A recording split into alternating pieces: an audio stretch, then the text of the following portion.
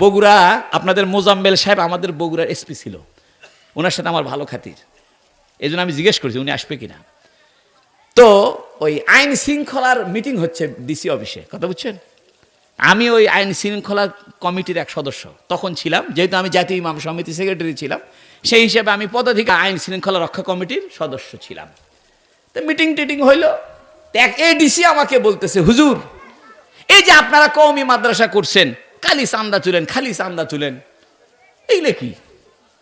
আমি বললাম দেখেন, মন খারাপ করেন না, সরকারও তো চান্দার পয়সা দিয়ে চলে, এই জোরে কোন ঠিক কিনা? আপনি ট্যাক্স দেন, আমি ট্যাক্স দিই, এই ট্যাক্সের পয়সা দিয়েই তো ট্রেজারির জমা হয়, সেই ট্রেজারির পয়সা দিয়ে ডিসিএসপির বেতন হয়, ঠিক কিনা? ডিসিএসপি সাহেব প্রজাতন্ত্রের কর্মচারী, তারা আমাদের সেবাকার দানকারী, আমরাই বাহাদুর, আমরা হলাম জনগণ, আমাদের দাম বেশি। ডিসিএসপি হলো আমাদের সাহায্যকারী, ঠিক কিনা? সংবিধান অনুযায়ী ডিসিএসপির চাইতে জনগণের দাম বেশি, কারণ জনগণ হলো ট্যাক্স দাতা আর ডিসিএসপি হলো ট্যাক্সের পয়সার থেকে বেতন গ্রহণকারী, ঠিক কিনা? তা গ্রহণকারীর দাম বেশি হয় না দাতার দাম বেশি হয়? এই জন্য পাবলিকের দাম বেশি। বিদেশে তাই, বিদেশে পাবলিকের দাম বেশি সরকারি কর্মচারী চাইতে, আর আমাদের দেশে সরকারি কর্মচারীর দাম বেশি পাবলিকের চাইতে। বিদেশের মানুষ বলে আমার ট্যাক্সের পয়সা দিয়ে তোমাদের বেতন হয়, অতএব তোমাদের দাম 2 নম্বর, আমাদের দাম 1 নম্বর। তো যাই হোক, এডিসি সাহেব আমাকে বলতেছে, হুজুর আপনাদের কওমি মাদ্রাসায় খালি চান্দা তুলে, চান্দা তুলে, এ ধান তুলে, টাকা তুলে, যাকাত ফিতরা তোলে, এগুলো কি?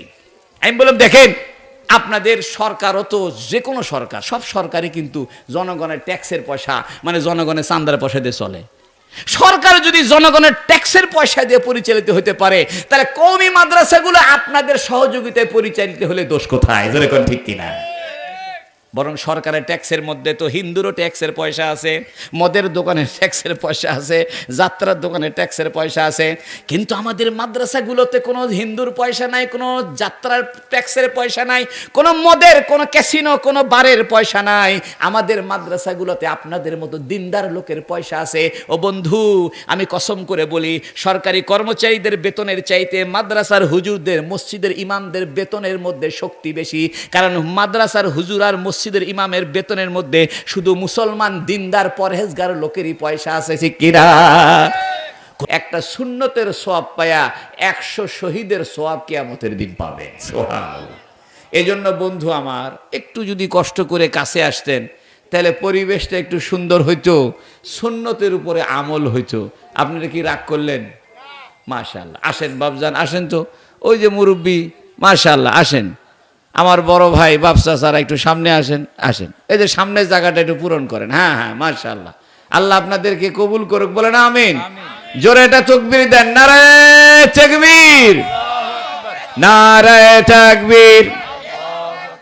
আল কোরআনের আলো, আল হাদিসের আলো, মাশাআল্লাহ। আসেন ভাইরা আমার পিছনে একজন ভাই বসে আছেন, আসেন মুরব্বী, আসেন, আসেন বাপজান, সামনে আসেন। মাশাআল্লাহ, যে চাদর পরে, আলহামদুলিল্লাহ। এই যে নড়াচড়া করলেন, এটা কোরআন শরীফ আছে, তাফাসসাহু মাজালিসাকুম, কোরআন হাদিসে আছে, ইয়াফসাহিল্লাহু লাকুম, তোমরা বসার জন্য জায়গা ফাঁকা করে দিয়ে কাছে জোরে বসো, আল্লাহ তোমাদের জান্নাতের জায়গার রাস্তা প্রশস্ত করে দিবেন। জোরে কোন সুবহানাল্লাহ। মাশাআল্লাহ, মাশাআল্লাহ, আল্লাহ আপনাদেরকে কবুল করুক। বন্ধু আমার, মানুষকে আল্লাহ পাক অনুসরণ করার, অনুকরণ করার একটা যোগ্যতা দিয়েই দুনিয়াতে পাঠাইছে। কথা কয় না তো, এ বাপজান, কথা কয় না বাপজান, হ্যাঁ, কোনো আওয়াজ নাই, এটা একটা ক্লাস হবে এখন, ওয়াজ মাহফিল না। আশেপাশে কথাবার্তা কইলে আমাদের কষ্ট, ঠিক কি না? হ্যাঁ, কোনো আওয়াজ নাই ইনশাআল্লাহ। মানুষকে আল্লাহ পাক অনুকরণ করার একটা যোগ্যতা দিয়া, একটা ক্ষমতা দিয়া আল্লাহ দুনিয়াতে প্রেরণ করছেন। সুবহানাল্লাহ। এজন্য দেখবেন, বাপে যদি বাড়ির মধ্যে জায়নামাজ বিছায়া টুপি মাথায় দিয়ে নামাজে দাঁড়ায় যায়, আর তার যদি কোনো ছোট সন্তান থাকে, 3 বছর, 4 বছর, 5 বছরের কোনো সন্তান থাকে, এ বাপের দেখা দেখি সেও জায়নামাজের কাছে এসে দাঁড়ায়, ঠিক কিনা? আমি যে মসজিদে জুমার নামাজ পড়াই, এ মসজিদে মুসল্লি হয় 3500। সুবহানাল্লাহ। কয় হাজার মুসল্লি হয়? একটা মাহফিলের চেয়ে বেশি লোক হয়। তা আমি আমার বাসার থেকে যখন এই জুমার নামাজ পড়ানোর উদ্দেশ্যে বের হই, তো মাথায় পাগড়ি বাঁধতেছি। আমার মেয়েটা যখন ছোট ছিল তখন সে করতো কি, আমার পাগড়ি বান্ধা দেখা দৌড়ে ওর মায়ের ওড়না নিয়ে এসে উইও মাথায় পেঁচাইতো এবং আমার সাথে জেদ ধরতো যে আমার সাথে সে মসজিদে যাবে। তাই আমি বলতাম, দেখো মেয়ে মানুষ মসজিদে যাওয়ার দরকার নাই, ঠিক না, জায়েজ নাই। আর মেয়ে মানুষের পাগড়ি পরা জায়েজ নাই। কিন্তু আমি যেহেতু তার আব্বা, আমি যেমন করি আমার মেয়েটাও তেমন করতে তার ভালো লাগে। বাপে যেমন করে সন্তান সেরকম শিখে। এই কথাই হাদিসের ভিতরে নবীজি বলেছেন, কুল্লু মাউলুদিন ইউলাদু আলাল ফিতরাহ, প্রত্যেক মানব সন্তানকে একটা স্বভাবের উপরে, একটা চরিত্রের উপরে পৃথিবীতে ভূমিষ্ঠ করানো হয়। সেই স্বভাবটা হলো সত্য গ্রহণের স্বভাব, হক গ্রহণ করে নেওয়ার স্বভাব, মিথ্যা বর্জন করে নেওয়ার স্বভাব। যে জিনিসটা সত্য, যে জিনিসটা সঠিক, ওই জিনিসকে গ্রহণ করার যোগ্যতা দিয়েই আল্লাহ দুনিয়াতে মানুষকে প্রেরণ করেছেন। এই জন্য আপনি যদি কোনো সন্তানকে জন্মের পর পর সৌদি আরবে রেখে আসেন, তাহলে সন্তানটা আরবি ভাষা শিখবে, ঠিক কিনা? আরব দেশের কোনো সন্তান ভূমিষ্ঠ হয়েছে, তাকে যদি বাংলাদেশে নিয়ে আসেন, বাংলা শিখবে। জন্ম সৌদি আরবে হয়েছে, বাপ মা সৌদি আরবের, কিন্তু জন্ম হওয়ার পর পর যদি তাকে বাংলাদেশে নিয়ে আসেন, আশেপাশে সবাই বাংলায় কথা বলে, তাহলে ওই সন্তানটাও বাংলা শিখে যাবে, ঠিক কিনা? বাংলাদেশে চাটমোহরের একটা সন্তান মায়ের পেটের থেকে ভূমিষ্ঠ হয়েছে, সঙ্গে সঙ্গে তাকে আমেরিকাতে রেখে আসা হলো, আশেপাশে সবাই ইংরেজি বলে, তাহলে এই সন্তানটা ইংরেজি শিখবে, ঠিক কিনা? একটা সন্তান জন্মের পর পর তাকে ঝাল খাওয়ানোর অভ্যাস করা হয়েছে, তাহলে সে জীবনে আর ফেস্টা তরকারি ঝাল কম হইলে খাইতে পারবে না, ঠিক কিনা? আর একজন বাচ্চাকে ছোটবেলা থেকে খেলে মিষ্টি খাওয়ায়, জীবনে ঝালের তরকারি মুখে দিল না, জীবনে মরিচের তরকারি তার মুখে দেওয়া হয়নি। জন্মের পর থেকে 10 বছর 12 বছর খালি গুড়ের তরকারি আর চিনির তরকারি দিছে, তাহলে এই সন্তান জীবনে ঝালওয়ালা তরকারি খাইতে পারবে না, ঠিক কিনা? বন্ধু আমার, একই রকম ভাবে একটা সন্তান জন্ম হওয়ার পরে দেখতেছে তার মা হাফ প্যান্ট পরে আমেরিকাতে, তার বাপে হাফ প্যান্ট পরে, তার বাপে মদ খায়। আমেরিকার একটা সন্তান জন্মগ্রহণ করার পর থেকে দেখতেছে তার মা হাফ প্যান্ট পরে থাকে, জিন্সের ফুল প্যান্ট পরে থাকে, বাপে মদ্যপান করে, মায়ে চুল কাটে, মায়ে ডানা কাটা জামা পরে থাকে। তাহলে ওই সন্তানের মনের মধ্যে মদ খাওয়া খারাপ কাজ বলে মনে হবে না, ঠিক কিনা? মা যে তার হাফ প্যান্ট পরে থাকে এটা খারাপ মনে হবে না। কিন্তু যদি একটা সন্তানকে যদি এমন বাড়িতে ভূমিষ্ঠ হয়, যে বাড়ির বাপের দাড়ি আছে, মামার দাড়ি আছে, চাচার দাড়ি আছে, ফুপার দাড়ি আছে, মা বোরকা পরে, খালা বোরকা পরে, এরকম একটা পরিবেশে যদি থাকে, আর তাকে যদি ল্যাংটা দেশে আমেরিকা, কানাডা, ফ্রান্সের মতো দেশে নিয়ে যাওয়া হয়, যে দেশের মহিলারা হাফ প্যান্ট পরে থাকে, ওই সন্তান ওইখানে লজ্জা পাবে, জোরে কোন ঠিক কিনা? আমাদের এই স্টেজে যদি কোনো মহিলা এখন ওঠে, আপনারা মানে নেবেননি? কিন্তু আমেরিকাতে খালি মহিলা না, হাফ প্যান্ট পরে মহিলা স্টেজে জুড়ে বসে থাকে, ঠিক কিনা? এর মানে কি জানেন? মানে হলো পরিবেশ যেমন হবে আপনি তেমন হবেন। পরিবেশ যদি ঝাল তরকারি খাওয়ার মতো হয়, সন্তান ঝাল তরকারি খাওয়া শিখবে। পরিবেশ যদি মিষ্টি তরকারি খাওয়ার অভ্যাস করে, তাহলে সে মিষ্টি তরকারির অভ্যাস হবে। পরিবেশ যদি বাংলায় কথা বলার মতো হয়, তাহলে সন্তান বাংলা শিখবে। পরিবেশ যদি ইংরেজি ভাষার হয়, তাহলে সে ইংরেজি শিখবে। বন্ধু আমার, ভাইরারে আমার, হুজুর সাল্লাল্লাহু আলাইহি ওয়াসাল্লাম এই কথাই হাদিসে বলেছেন, কুল্লু মাউলুদিন ইউলাদু আলাল ফিতরা, প্রত্যেক আদম সন্তানকে একটা সত্য গ্রহণ করার স্বভাবের উপরে জন্ম দেওয়া হয়, ইসলাম গ্রহণ করার স্বভাবের উপরে জন্ম করা হয়, লজ্জাশীলতার উপরে জন্ম দেওয়া হয়, হকপন্থীর উপরে জন্ম দেওয়া হয়। ও আবুয়াহু ইউহাব্বিদানিহি, তার বাপ মা তাকে ইহুদি বানায়, বাপ মা তাকে খ্রিস্টান বানায়, বাপ মা তাকে হিন্দু বানায়, অর্থাৎ পরিবেশ তাকে সেই রকম বানায় ফেলে। পরিবেশ যেরকম, মানুষ সেরকম, জোরে কোন ঠিক কিনা? এজন্য বন্ধু আমার, একটা পরিবেশ তৈরি করার জন্য, সুন্দর একটা পরিবেশ নির্মাণের জন্য, সুন্দর একটা পরিবেশ বানানোর জন্য আল্লাহ পাক একজন মহামানবকে দুনিয়াতে পাঠিয়েছিলেন, একজন মহা রসুলকে আল্লাহ দুনিয়াতে পাঠিয়েছিলেন। তিনি একটা পরিবেশ সৃষ্টি করছেন, একটা ভদ্র পরিবেশ, একটা লজ্জাস্কর পরিবেশ, একটা আনন্দদায়ক পরিবেশ, একটা সুন্দর পরিবেশ। এই পরিবেশটা সৃষ্টি করেছেন আমার রসুল সাল্লাল্লাহু আলাইহি ওয়াসাল্লাম। এজন্য আল্লাহ পাক রসুলের নাম দিয়েছে রহমাতুল লিল আলামিন। বন্ধু আমার, আপনি কি জানেন আমার নবীর চরিত্র কেমন ছিল? নবীজি যখন রাস্তা দিয়ে হাইটে যাইতেন তখন চতুর্দিকে আতরের ঘ্রাণ হয়ে যেত। ও বন্ধু, মানুষে বলতো এই রাস্তা দিয়ে আতরের ঘ্রাণ পাওয়া যায় কেন? কাফেররাই বলতো, আরে মিয়া জানো না এই রাস্তা দিয়ে মুহাম্মদ হাইটে গেছে। আল্লাহু আকবার। এ বন্ধু, যে রাস্তা দিয়ে মুহাম্মদ সাল্লাল্লাহু আলাইহি সাল্লাম হাইটে যায় ওই রাস্তা দিয়ে আতরের ঘ্রাণ হয়। বুখারী শরীফের হাদিসের মধ্যে আছে, হযরতে আনাস বলেন, আমি রাসূলুল্লাহর সঙ্গে মুসাফা করেছি, রাসূলুল্লাহর হাতের চাইতে নরম হাত আমি কোথাও দেখিনি। তুলার চাইতে নরম ছিল, রেশমি কাপড়ের চাইতে মোলায়েম ছিল। আমি রাসূলুল্লাহর গায়ের ভিতর থেকে এমন সুঘ্রাণ পেয়েছি, আরবের কোনো আতরের মধ্যে এমন সুঘ্রাণ কোনো দিন পাই না। ও বন্ধু আমার, আপনি তো রসুলকে চিনলেন না। বুখারী শরীফের হাদিসের ভিতরে আছে নাখামা। নাখামা শব্দের অর্থ হলো থুতু, নাকের কাশকে আরবিতে বলে নাখামা। নবী ওযু করার সময় নাকের ময়লা সাফ করতেন, নাকের থেকে পানি ফেলতেন। সাহাবায়ে কেরাম ওই নাখামা মাটিতে পড়তে দিত না, হটখস করে হাতের মধ্যে নিয়ে নিত, ডইলা ডইলা আতরের মতো জামার মধ্যে মেখে নিত। আমার রসুল ছিলেন বরকতের রসুল। আল্লাহু আকবার।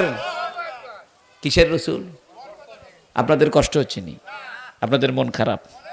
আজ খালি হাদিস শোনাই কি কন? ওয়াজ তো বহু শুনলেন দুনিয়ায়, এখন মনে মনে নিয়ত করছি নিজের কথা একটাও কমো না, যা কমো কোরআনের কথা আর হাদিস কথা। জোরে করছো আল্লাহ। খালি একের পর এক হাদিস শোনাবো, এই নিয়ত করছি, পাক্কা নিয়ত। আর কোনো ওয়াজ করবো না, কোনো হই সই নারেঙ্গা তারেঙ্গা সব বাদ দিছি। রসুলকে জানতে হবে। জোরে কোন ঠিক কিনা? আমার রসুলের ভিতরে আল্লাহ বরকত রাখছে। কি রাখছে? তার বরকত মানে কি? আসেন বাবজান আসেন, আজ দেখছেন রসুলের কথার আকর্ষণ দেখেন। যে আমি রসুলের কথা শুরু করছি মানুষ হা হা করে আসতেছে। একটা তাকবীর দেন, নারে তাকবীর। বন্ধু আমার, রাসূলুল্লাহ সাল্লাল্লাহু আলাইহি সাল্লামের ভিতরে বরকত আছে। কি আছে? এখন বরকত কাকে বলে? বরকতের আরবি হলো কালিলুল আশিয়া কাসিরুল ফাওয়ায়েদ। এর বাংলায় বলে জিনিস কম লাভ বেশি। আল্লাহু আকবার। জিনিস কম, অল্প টাকা দিয়ে ব্যবসা শুরু করছেন, খালি ধামাধাম লাভ হয়। 10,000 টাকা দিয়ে ব্যবসা দোকানদারি শুরু করছে, খালি লাভ আর লাভ হয়। 1 বছরের মধ্যে 2 লাখ টাকা হয়ে গেছে। আর একজন 2 লাখ টাকা দিয়ে ব্যবসা শুরু করছে, খালি লস আর লস হয়, ওটা হলো বেবরকত। আর 10,000 টাকা দিয়ে ব্যবসা শুরু করে খালি লাভ আর লাভ হয়, এটা হলো বরকত। আল্লাহু আকবার। এক ব্যক্তি সারা রাত ঘুমাইছে, একদম এশার নামাজের পরে ঘুম পাড়ছে, সকাল 9টা পর্যন্ত ঘুমাইছে, তাও আলসেমি যায় না, এটা হলো বেবরকত। আর একজন 2 ঘন্টা ঘুমাইছে, রাত 12টা পর্যন্ত কাম করছে, 1টা 2টা 3টা 4টা 4 ঘন্টা ঘুমাইছে, এরপরে তাহাজ্জুদ পড়ছে, এরপরে ফজর পরে এশাক নামাজ পড়ছে, ঘুমাইছে মাত্র 3 ঘন্টা 4 ঘন্টা, শরীর টাইট হয়ে গেছে, এটা হলো বরকতের ঘুম। জোরে কোন সুবহানাল্লাহ। একজন পেট ভরে খাইছে, তাও খিদা মেটে না, বেবরকত। আর একজন অল্প একটু খাইছে, পেট ভরে গেছে, বরকত। আল্লাহু আকবার। একজন সারাদিন কথা কয়, কেউ হেদায়েত হয় না। আর একজন খালি 5 মিনিট কথা কয়, চোখ দিয়ে জার জার করে কান্দে, হেদায়েত হয়ে যায়, এটা বরকত। আল্লাহু আকবার। বন্ধু আমার, বরকতের অর্থ হইল অল্প জিনিসে বেশি লাভ। জিনিস কম কিন্তু লাভ বেশি হবে, সময় কম কাজ বেশি হবে, টাকা কম লাভ বেশি হবে, অল্প খাইবে পেট ভরে যাবে, অল্প ঘুমাবে শরীর ফিট হয়ে যাবে, এটার নাম বরকত। আল্লাহু আকবার। আমি আপনাদেরকে একটা বরকতের হাদিস শোনাবো, শুনবেন নি? মন খারাপ নাই তো? মাশাআল্লাহ। বুখারী শরীফে এই হাদিসটা কয়েকবার আছে। আমি যেহেতু বুখারী শরীফ 14-15 বছর ধরে পড়াইতেছি, এই হাদিসটা হযরতে জাবের রাদিয়াল্লাহু আনহু থেকে বর্ণিত। সাহাবীর নাম কি? জাবের। কন্যা, আমি মাঝে মাঝে আপনাদেরকে জিজ্ঞেস করবো যে আপনারা আমার কথা বুঝেন কিনা, ঠিক কিনা? এটা একটা ক্লাস, ওয়াজ মাহফিল মনে করেন না, এটা একটা সবক। কলেজে ক্লাস হয় না, স্যারেরা ক্লাস করে, স্কুলে স্যারেরা ক্লাস করে না, তো ক্লাস করতে করতে ছাত্রদেরকে জিগায়, বুঝছো? তখন ছাত্ররা কয়, জি স্যার বুঝছি, ঠিক কিনা? তা আমিও মাঝে মাঝে জিজ্ঞেস করবো। নবীর এক সাহাবী ছিল, নাম তার হযরত জাবের। কি নাম? উনার বাপের নাম হলো আব্দুল্লাহ। বাপের নাম কি? একসঙ্গে বলা হয় জাবের বিন আব্দুল্লাহ। এর বাংলা হলো আব্দুল্লাহর ছেলে হযরত জাবের রাদিয়াল্লাহু আনহু, একজন বিশিষ্ট সাহাবী। হযরত জাবের রাদিয়াল্লাহু আনহু, তার পিতার নাম কি? মাশাআল্লাহ। উনি মারা গেছে। মারা যাওয়ার সময় অনেকগুলো ঋণ করে মারা গেছে। বহু মানুষ তার নিকট থেকে টাকা পয়সা পাবে, খেজুর পাবে। এখন বাপের পাওনাদাররা বেটার কাছে এসে চায়, বাপ মরে গেছে, বাপের ঋণ এখন শোধ করার দায়িত্ব কার উপর? সাওয়ালের উপর। মাশাআল্লাহ। সবাই সাওয়ালের কাছে আইছে। সাওয়ালের কাছে এসে কয়, এ তোমার বাপের ঋণ শোধ করো। এখন হযরত জাবের সাওয়াল, তার কাছে টাকা। এখান থেকে একটা মাসালা বার হইছে, মানুষ যদি বিপদে পড়ে, সাহাবায়ে কেরামের সময় সাহাবায়ে কেরাম সমস্যার মধ্যে পড়লে দৌড়ায় নবীজির কাছে যাইতো। সেটা ধর্মীয় সমস্যা হোক বা অর্থনৈতিক সমস্যা হোক বা যে কোনো পারিবারিক সমস্যা হোক, ব্যক্তিগত সমস্যা হোক, সব ধরনের সমস্যায় পড়লে তারা দৌড়ায় নবীজির কাছে যাইতো। আল্লাহু আকবার। নবীজি একটা রাস্তা বলে দিতেন, পথ বলে দিতেন, দোয়া করতেন, সাহায্য করতেন। এজন্য হযরত জাবের রাদিয়াল্লাহু তাআলা আনহু বাপের ঋণ পরিশোধ করার জন্য দৌড়ায় কার কাছে গেছে? রাসূল পাক সাল্লাল্লাহু আলাইহি ওয়াসাল্লামের কাছে। যা বলতেছি, ইয়া রাসূলুল্লাহ, আমার আব্বা মারা গেছে, অনেকগুলো খেজুর মানুষ পাওনাদার আছে, সব পাওনাদার আমার কাছে চাপ দিছে, আমাকে বলতেছে বাপের ঋণ শোধ করো। ইয়া রাসূলুল্লাহ, আমার কাছে কোনো টাকা পয়সা নাই, আমি গরিব মানুষ, কোনো খেজুর টেজুর কিচ্ছু নাই।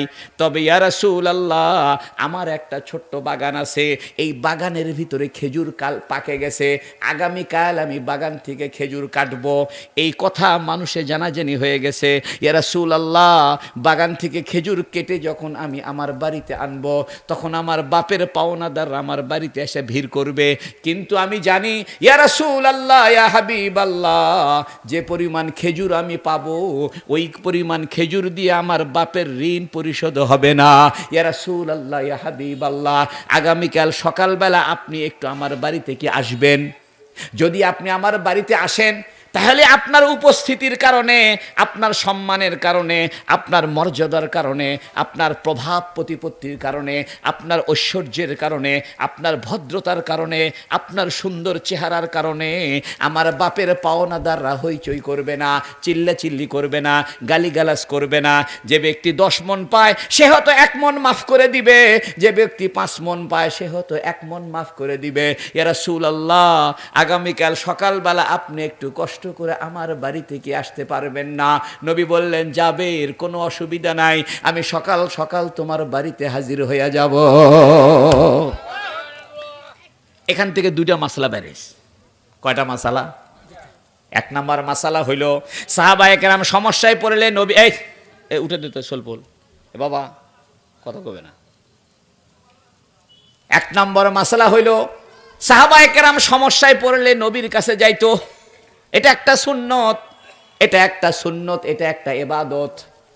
আজকে নবীও নাই, কিন্তু নবীদের ওয়ারিসগণ আছেন, নবীর উত্তরাধিকারগণ আছেন।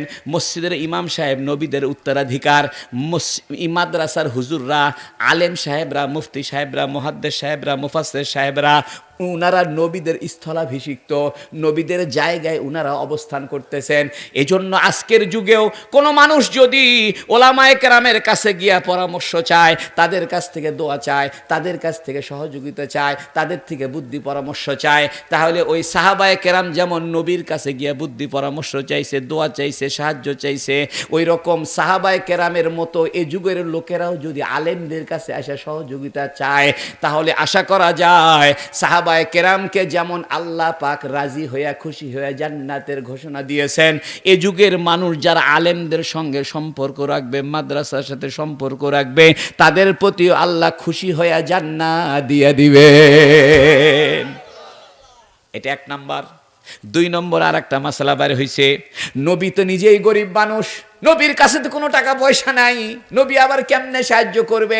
যেমন আমাদের দেশের হুজুরদের কাছে কোনো টাকা পয়সা নাই, আসেনি? হুজুরদের কাছে কোনো লাখ লাখ টাকা নাই, টাকা দিয়ে তো ঋণ পরিশোধ করার মতো ক্ষমতা হুজুরদের নাই। মুহাম্মদ সাল্লাল্লাহু আলাইহি সাল্লামের কাছেও কিন্তু টাকা পয়সা ছিল না, তারপরেও হযরত জাবের নবীজির কাছে গেছেন। বন্ধু আমার, এখান থেকে একটা মাসআলা বের হইছে, যদি আপনি কোনো মানুষের বিপদে সাহায্য করতে নাও পারেন, কমস কম যদি উপস্থিত হন, কমস কম তাকে যদি একটু সান্ত্বনা দেন, কমস কম তার কাছে যায় যদি একটু আপনি দাঁড়ান, তবু একটা সুন্নত আদায় হবে, একটা ইবাদত হবে, একটা সওয়াবের কাজ হবে। এই জন্য হুজুর সাল্লাল্লাহু আলাইহি সাল্লাম যদিও নবীর কাছে টাকা পয়সা নাই, আল্লাহু আকবার, কিন্তু হযরত জাবের বলার সাথে সাথে নবী রাজি হয়ে গেছে কার বাড়িতে যাওয়ার জন্য? জোরে কোন? এই তো মাশাআল্লাহ। নবী কয় ঠিক আছে, আমি সকালে তোমার বাড়িতে যাব, চিন্তা করো না। এখান থেকে মাসালা বের হইছে, আপনি কাউকে টাকা দিয়ে সাহায্য করতে পারেন না, কিন্তু তার কাছে গিয়ে দাঁড়াইতে পারেন। আপনি মাদ্রাসায় টাকা দিতে পারেন না, মাদ্রাসাকে আপনি পয়সা দিতে পারেন না, কিন্তু তাই বলে কি হুজুরের সঙ্গে একটু বসতে পারবেন না? জোরে করেন না। এ বন্ধু, আপনি ইমাম সাহেবকে একটা লুঙ্গি কিনে দিতে পারেন না, বুঝলাম, কিন্তু তাই বলে কি ইমাম সাহেবের সঙ্গে আপনি হাসি মুখে একটা কথাও কি বলতে পারবেন না? এজন্য বুখারী শরীফে আছে, তুমি যদি কারো উপকার করতে না পারো, দান খয়রাত করতে না পারো, হাদিয়া দিতে না পারো, তুমি একটা মুস্কি হাসি দিয়ে কথা বলো। যে ব্যক্তি মুস্কি হাসি দিয়ে কথা বলে তার আমল নামার থেকে গুনাহগুলো ঝরে পড়ে যায়। হুজুর সাল্লাল্লাহু আলাইহি ওয়াসাল্লাম হযরত জাবেরের বাড়িতে গেলেন, আল্লাহু আকবার। নবীজি বললেন, ও জাবের, তুমি তো আগামীকাল বাগান থেকে খেজুর কাটবে। হযরত জাবের বলতেছি, ইয়া রাসূলুল্লাহ, হ্যাঁ আগামীকাল তো আমি খেজুর কাটবো। নবীজি বললেন, জাবের, তুমি ভিন্ন ভিন্ন খেজুরকে ভিন্ন ভিন্ন জায়গায় রাখবে, এক জায়গার খেজুর আরেক জায়গায় মিশ্রিত করবে না, এক ধরনের খেজুর আরেক ধরনের খেজুরের সঙ্গে মিল মিলাপ করবে না। বুখারী শরীফের হাদিসে আছে, বার্নি খেজুর আলাদা রাখবা, সাফাবি খেজুর আলাদা রাখবা, আজকা জায়েদ খেজুর আলাদা রাখবা, আজোয়া খেজুর আলাদা রাখবা, মাবরুম খেজুর আলাদা রাখবা। বন্ধু, কয়েকদিন আগে একটা কিতাব পড়তেছিলাম, হঠাৎ করে দেখি ওই কিতাবের ভিতরে লিখছে মদিনা শরীফে 120 রকমের খেজুর পাওয়া যায়। কয়শো রকম? চিন্তা করে দেখেন, একটা খেজুরের মধ্যে 120 প্রকার, আমের মধ্যে 7-8 প্রকার, গোলাপ ফুলের মধ্যে 4-5 প্রকার, ধানের মধ্যে 8-10 প্রকার। ও বন্ধু, আল্লাহ পাক এক একটা জিনিসের মধ্যে কত করে প্রকার সৃষ্টি করেছেন। একটা গাছের পাতার সঙ্গে আরেকটা গাছের পাতার মিল নাই, আল্লাহু আকবার। মানুষের বৃদ্ধ আঙ্গুলের টিপসইয়ের সঙ্গে অন্য কোনো মানুষের বৃদ্ধ আঙ্গুলের টিপসইয়ের মিল নাই। এজন্য জমি দলিল করার সময় টিপসই মারতে হয়, কারণ কি টিপসই জাল করার কোনো বুদ্ধি নাই। প্রত্যেকটা মানুষের বৃদ্ধ আঙ্গুলের যে টিপসই মারে, এই টিপসইয়ের মধ্যে যে প্যাঁচ প্যাঁচ প্যাঁচ প্যাঁচ দেখা যায়, এই প্যাঁচের সাথে অন্য কোনো বৃদ্ধ আঙ্গুলের প্যাঁচের কোনো সম্পর্ক নাই। খেয়াল করে দেখেন, পৃথিবীতে যত মানুষ ছিল, বর্তমানে যত মানুষ আছে, কিয়ামত পর্যন্ত যত মানুষ আসবে, কোনো মানুষের বৃদ্ধ আঙ্গুলের টিপসইয়ের সঙ্গে পৃথিবীর কোনো মানুষের বৃদ্ধ আঙ্গুলের টিপসইয়ের কোনো মিল হবে না। আল্লাহর ডিজাইনের মধ্যে কতগুলো ডিজাইন আছে, আল্লাহু আকবার। একটা দোকানে গেলেন 3 পিস কেনার জন্য, তো দোকানদার 5টা 7টা 10টা 12টা 3 পিস বের করে, তা কাস্টমার যদি আরো দেন, কয় আর নাই, এই শেষ, ঠিক কিনা? কয় দেখ, দোকানে যে কয়টা ছিল স্যাম্পল 3 পিসের সবগুলো দিছি, আর নাই।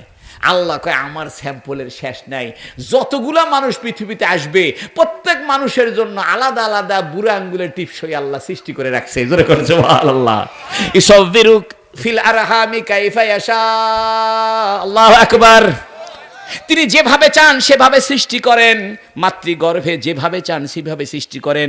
বন্ধু, ও চাটমোহরের বন্ধুরা, আপনি কি দেখেন না একজন মানুষের চেহারার সঙ্গে আরেকজন চেহারার মানুষের কোনো মিল নাই? আল্লাহু আকবার। আমের মধ্যে ল্যাংড়া আমের সাথে ফজলি আমের স্বাদের মিল নাই, একরকম আমের সঙ্গে আর এক রকমের আমের মিল নাই। দিনাজপুরের লিচুর সঙ্গে এই আপনার চাটমোহরের লিচুর স্বাদের মিল নাই, স্বাদ ভিন্ন ভিন্ন।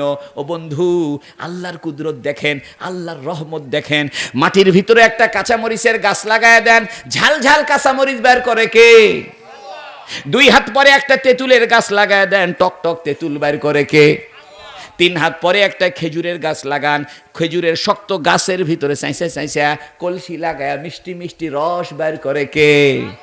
আল্লাহ দেখায়, বান্দা দেখো, মাটির ভিতরে কাঁচামরিচের গাছ লাগাও, আমি আল্লাহ ঝাল ঝাল কাঁচামরিচ বাইর করে দিব। 2 হাত পরে একটা তেঁতুলের গাছ লাগাও, আমি আল্লাহ টক টক তেঁতুল বাইর করে দিব। 3 হাত পরে একটা খেজুরের গাছ লাগাও, আমি মিষ্টি মিষ্টি রস বাইর করে দিব, গরুর ভিতর থেকে দুধ বাইর করে দিব। ও বন্ধু, মাটির নিচে কোনো কাঁচামরিচের ফ্যাক্টরি নাই, মাটির নিচে কোনো ধানের গোডাউন নাই, মাটি গর্ত করলে কিচ্ছু পাওয়া যাবে না। কিন্তু আল্লাহ দেখায়, দেখো, তোমার বুদ্ধির বাইরে, তোমার চিন্তার বাইরে আমি মাটির ভিতর থেকে বছরকে বছর, হাজার হাজার বছর ধান আর আলু আর পটল আর মরিচ আর কাঁচামরিচ বাইর করে দিই। এই যে আল্লাহ আপনার জন্য জমিন থেকে ধান বাইর করে খাওয়ায় কে? এ কথাই আল্লাহ কোরআনের ভিতরে বলেছেন, ওয়ানজালা মিনাস সামাই মা, আমি আল্লাহ আকাশ থেকে বৃষ্টির পানি দিই, ফাখরাজা বিহি মিনাস সামারাতি রিজকাল লাকুম, অতঃপর আমি জমিন থেকে তোমাদের খাবারগুলো বের করে দিই। ফালা তাজআলু লিল্লাহি আনদাদা, খবরদার আমার সঙ্গে কাউকে শিরিক করবা না, আমার সমকক্ষ কাউকে মানবা না, আমাকে ছাড়া কারো জন্য মাথায় সেজদা দিবা না, আমাকে ছাড়া কারো কাছে কোনো কিছু চাইবা না, আমাকে ছাড়া কারো কাছে কোনো ক্ষমতার কিচ্ছু থাকবে না। আল্লাহ পাক বলেন, ফালা তাজআলু লিল্লাহি আনদাদা। ও বন্ধু, যে আল্লাহ আপনার জন্য মাটির থেকে ধান বের করে খাওয়ায়, জমিন থেকে আলু বের করে খাওয়ায়, গরুর ভিতর থেকে দুধ বের করে খাওয়ায়, ওই আল্লাহর জন্য দৈনন্দিন 5 বার সেজদায় পড়ে যাওয়ার দরকার আছে কি নাই?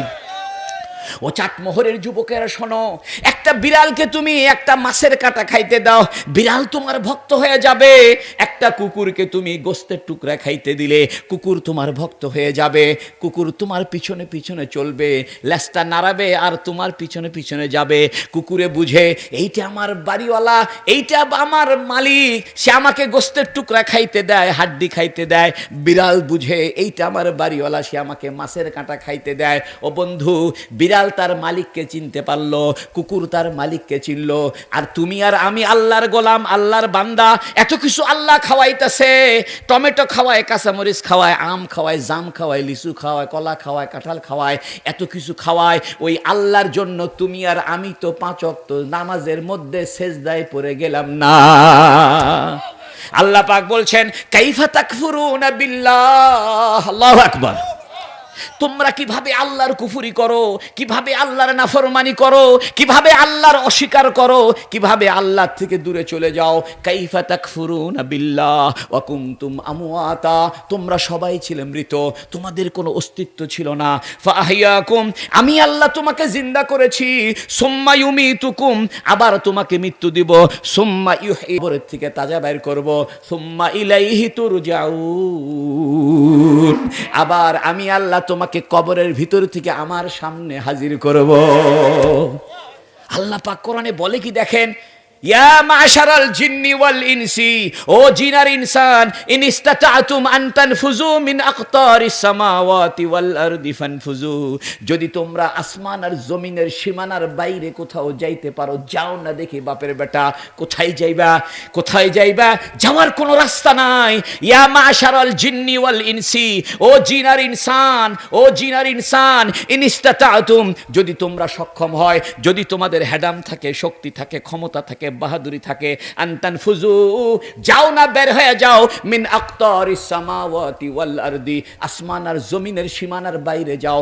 লা তানফুজুনা ইল্লা বিসুলতান, যাইতে পারবা না, যেখানেই যাবা সেখানেই আমি আল্লাহর রাজত্ব। রাজত্ব কার? মালিকানা কার? যিনি আমার মালিক, আমার দেহটার মালিক, আমার জীবনটার মালিক, আমার সম্পদের মালিক, আমার জায়গার মালিক। বন্ধু, তুমি মনে করছো এই জায়গা তোমার, তুমি মনে করছো এই বাড়িটা আমার, তুমি মনে করছো এই গাড়িটা আমার, তুমি মনে করছো আমার দেহের মালিকানা আমি। তুমি তো তোমার দেহের মালিকও নও। তুমি যদি দেহের মালিক হইতাম, আমি যদি আমার দেহের মালিক হইতাম, জীবনে আমার দাড়িকে সাদা বানাইতে দিতাম না, জীবনে কোনোদিন গায়ের মধ্যে ডায়াবেটিস ঢুকতে দিতাম না, কারণ শরীরের মালিক তো আমি না। যেহেতু আমার মালিকানায় শরীর শরীর চলে না, আমার কথা আমার শরীর মানে না, এজন্য শরীরের মধ্যে ডায়াবেটিস ঢোকে, হাড়ের ব্যারাম ঢোকে, শরীরের মধ্যে জ্বর ঢোকে, চুলগুলো সাদা হয়ে যায়। আল্লাহ বুঝায়, বান্দা তোমার দেহের মালিকানা তোমার হাতে নাই, তোমার দেহের মালিকানা আমি আল্লাহর হাতে। ও বন্ধু, কেন এ কথা ভুলে যাও? মালিকানা কে? এ বন্ধু, তুমি কেন নিজের জায়গার মালিক তুমি মনে করে বসে আছো? কেন তুমি হিংসা করো? কেন তুমি ভাইয়ে ভাইয়ে ঝগড়া করো? কেন তুমি আল্লাহ আল্লাহ রসুলের পথে আসো না? কেন তুমি গোষ্ঠীর বাহাদুরি নিয়ে ভাগ ভাগ করে থাকো? ও বন্ধু, এগুলো করিও না। হঠাৎ করে একদিন মরে যাবে, হঠাৎ করে তোমার জন্য বাঁশের কঞ্চির ব্যবস্থা হবে, তোমার জন্য কাফনের কাপড়ের ব্যবস্থা হবে, মসজিদের মাইকে তোমার ঘোষণা হবে, তোমার সব বাহাদুরি খতম হয়ে যাবে। ও বন্ধু, তুমি এগুলো করতে যাও না। আল্লাহ পাক এই কথা কোরআনে বলেছেন, আইনামা তাকুনু, যেখানেই তুমি থাকো, ইউদরিকুমুল মাউত, মৃত্যু তোমাকে ধরে ফেলবে। ওয়ালাউ কুনতুম ফি বুরুজিম মুশাইয়াদা, তুমি যদি সীসা ঢালা প্রাচীরের ভিতরেও থাকো, তবুও মৃত্যুর থেকে বাঁচতে পারবা না। দেখেন, এক আল্লাহওয়ালা বলতেছেন মৃত্যুকে ভয় করার কিছু নাই। আল্লাহু আকবার। উনি বলতেছেন মৃত্যু একটা পর্দা, মৃত্যু একটা দরজা, দরজা না খুললে যেমন ঘরের ভিতরে ঢোকা যায় না, পর্দা না সরাইলে যেমন ভিতরে দেখা যায় না, উনি বলতেছেন মৃত্যু একটা পর্দা, মৃত্যু একটা দরজা।